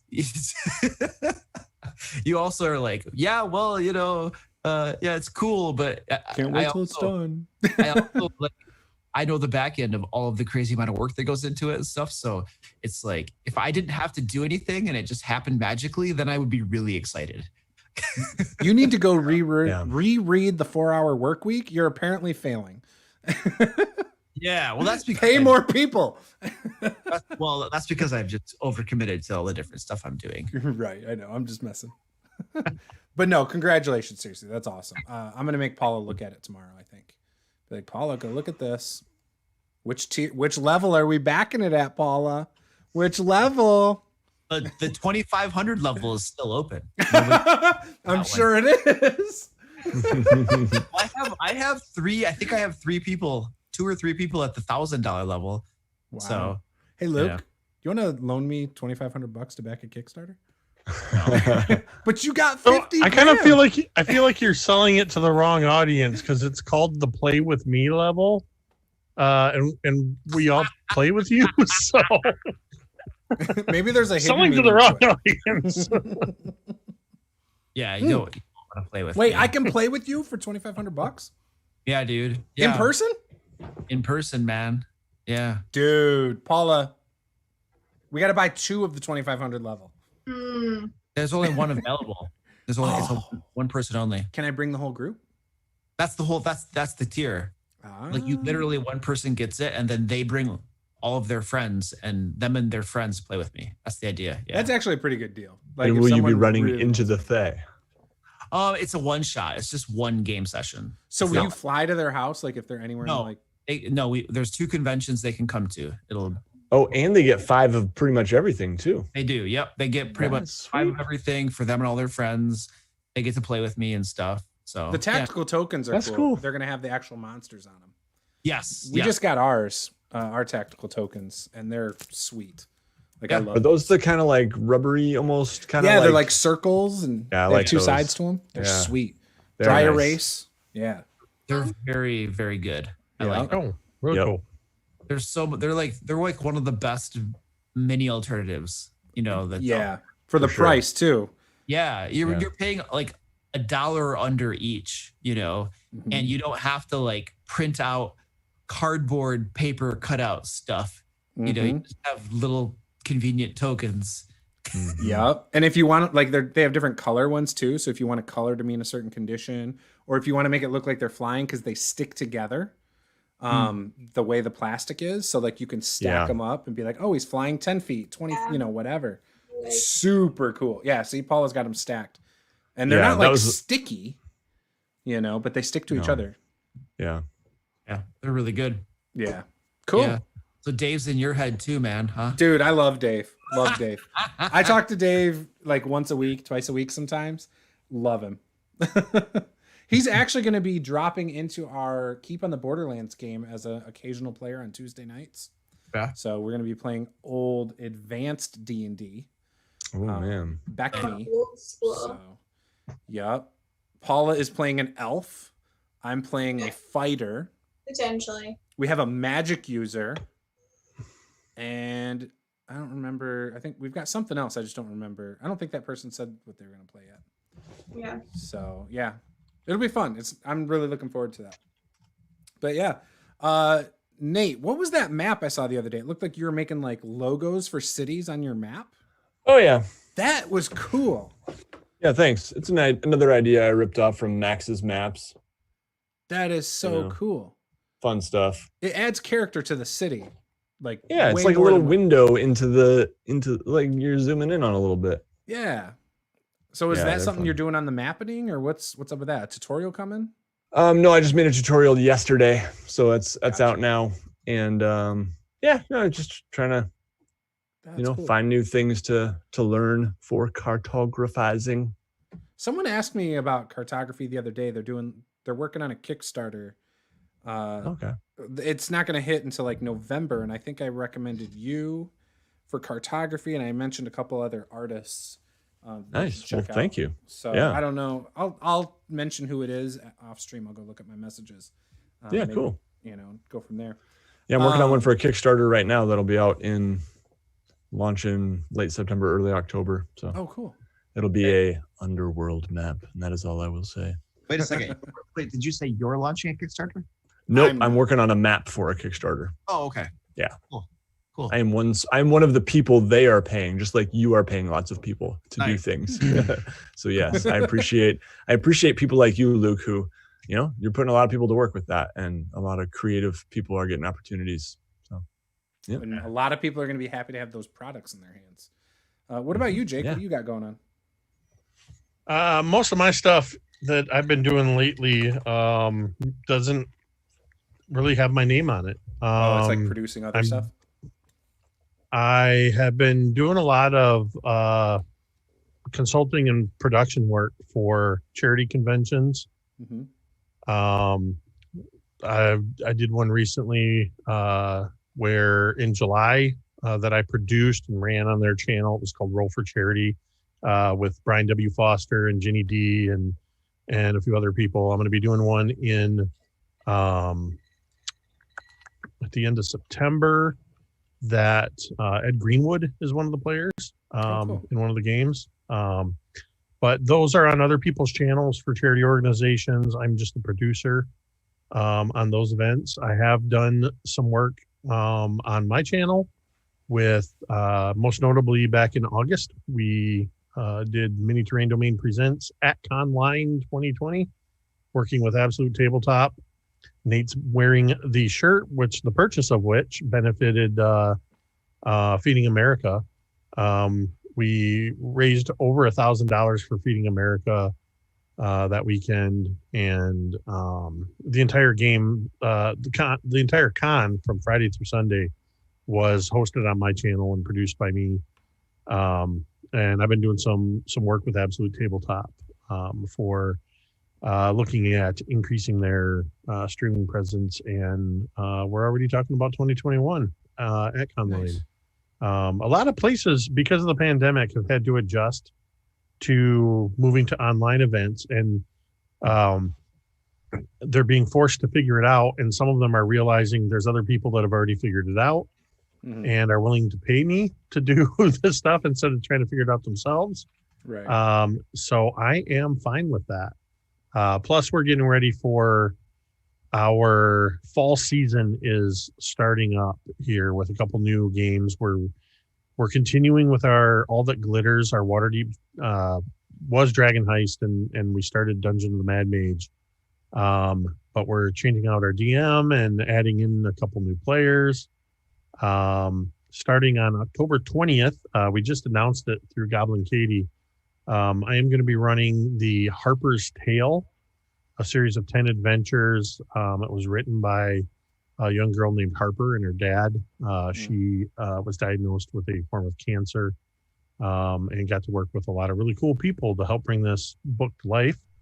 And I'm going to be running it with Goblin Katie, DM Jazzy Hands, The Crafting Muse, Stonefly Kai, and the Dr. B. And we're going to be doing a lot of mental health awareness stuff with that. And Nice. yeah, I did got my regular Thursday night game that we run, our Dawnbringers campaign, which is sort of a hybrid. It's not really homebrew, but it's hybrid, jumping from module to module in a custom epic campaign. Right. And all of my usual work with Jasper's Game Day. We're already planning Jasper's Game Week, a week-long streaming event in 2021. Nice. So Paula, after like 1,000 weeks of streaming painting Caladrax for Reaper Minis, is finally on to regular small minis again. So, oh man, so we got that. Faster things Yep. that are not brown. Let me tell you, Paula, get an airbrush. It's amazing. I got like the cheapest one, and like I did this in like today. 5 minutes. That's cool. Yeah, no, I was just saying today that I think maybe we should go that route. She didn't say we should buy it because she knows if she would have said that we would have bought it already. But she did say it's a lot easier when you have an airbrush, I hear. Yeah, mine was like I got like some master airbrush for like $30 or something. Not like what people recommend you buy, but it's like, does the paint get clogged in it or something? Because isn't that the not big really? gripe? Not really. You just gotta clean it real well. Yeah, I thought about getting one. I think we have a couple at work actually. Buy a nice one. Then you got to get a compressor too, so just keep that in mind. So yeah, I got that for $30, but the compressor was probably 50 or 60. So yeah, gotcha. So I don't know. We'll shop. We'll learn about it. We'll shop. I think it's gonna happen. We do the stream twice a week of mini painting, Wednesdays and Thursdays, 8:30 Eastern. We go until at least 10 o'clock, sometimes 11. Just depends on where we are. But we do that. We've got every other Tuesday is going to be Keep on the Borderlands, live play with Roll Stats as the DM. Fridays, we have a bi-weekly Pathfinder 2nd edition game coming with some other YouTubers like Bill Allen, Dave from Nerdarchy. Oh gosh, I can't believe I'm forgetting everybody. A bunch of people. Like we've got 5 players. So that's going to be cool. It's going to be bi-weekly starting late October. October 16th, we have a Monster of the Week one shot. And that's a week before our Pathfinder game. On Saturday next week, we have Tyranny of Dragons. We basically play a game every Saturday. We're just playing a bunch of games here right now. And I'm trying my damnedest to do videos. So videos will be coming. It's just right now, it's the games come first, right? You got to prep for games and you don't want to let down your players. So that's kind of where it stands.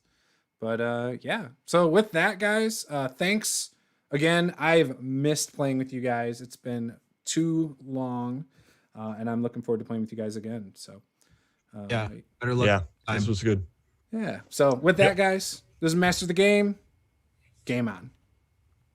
Bye.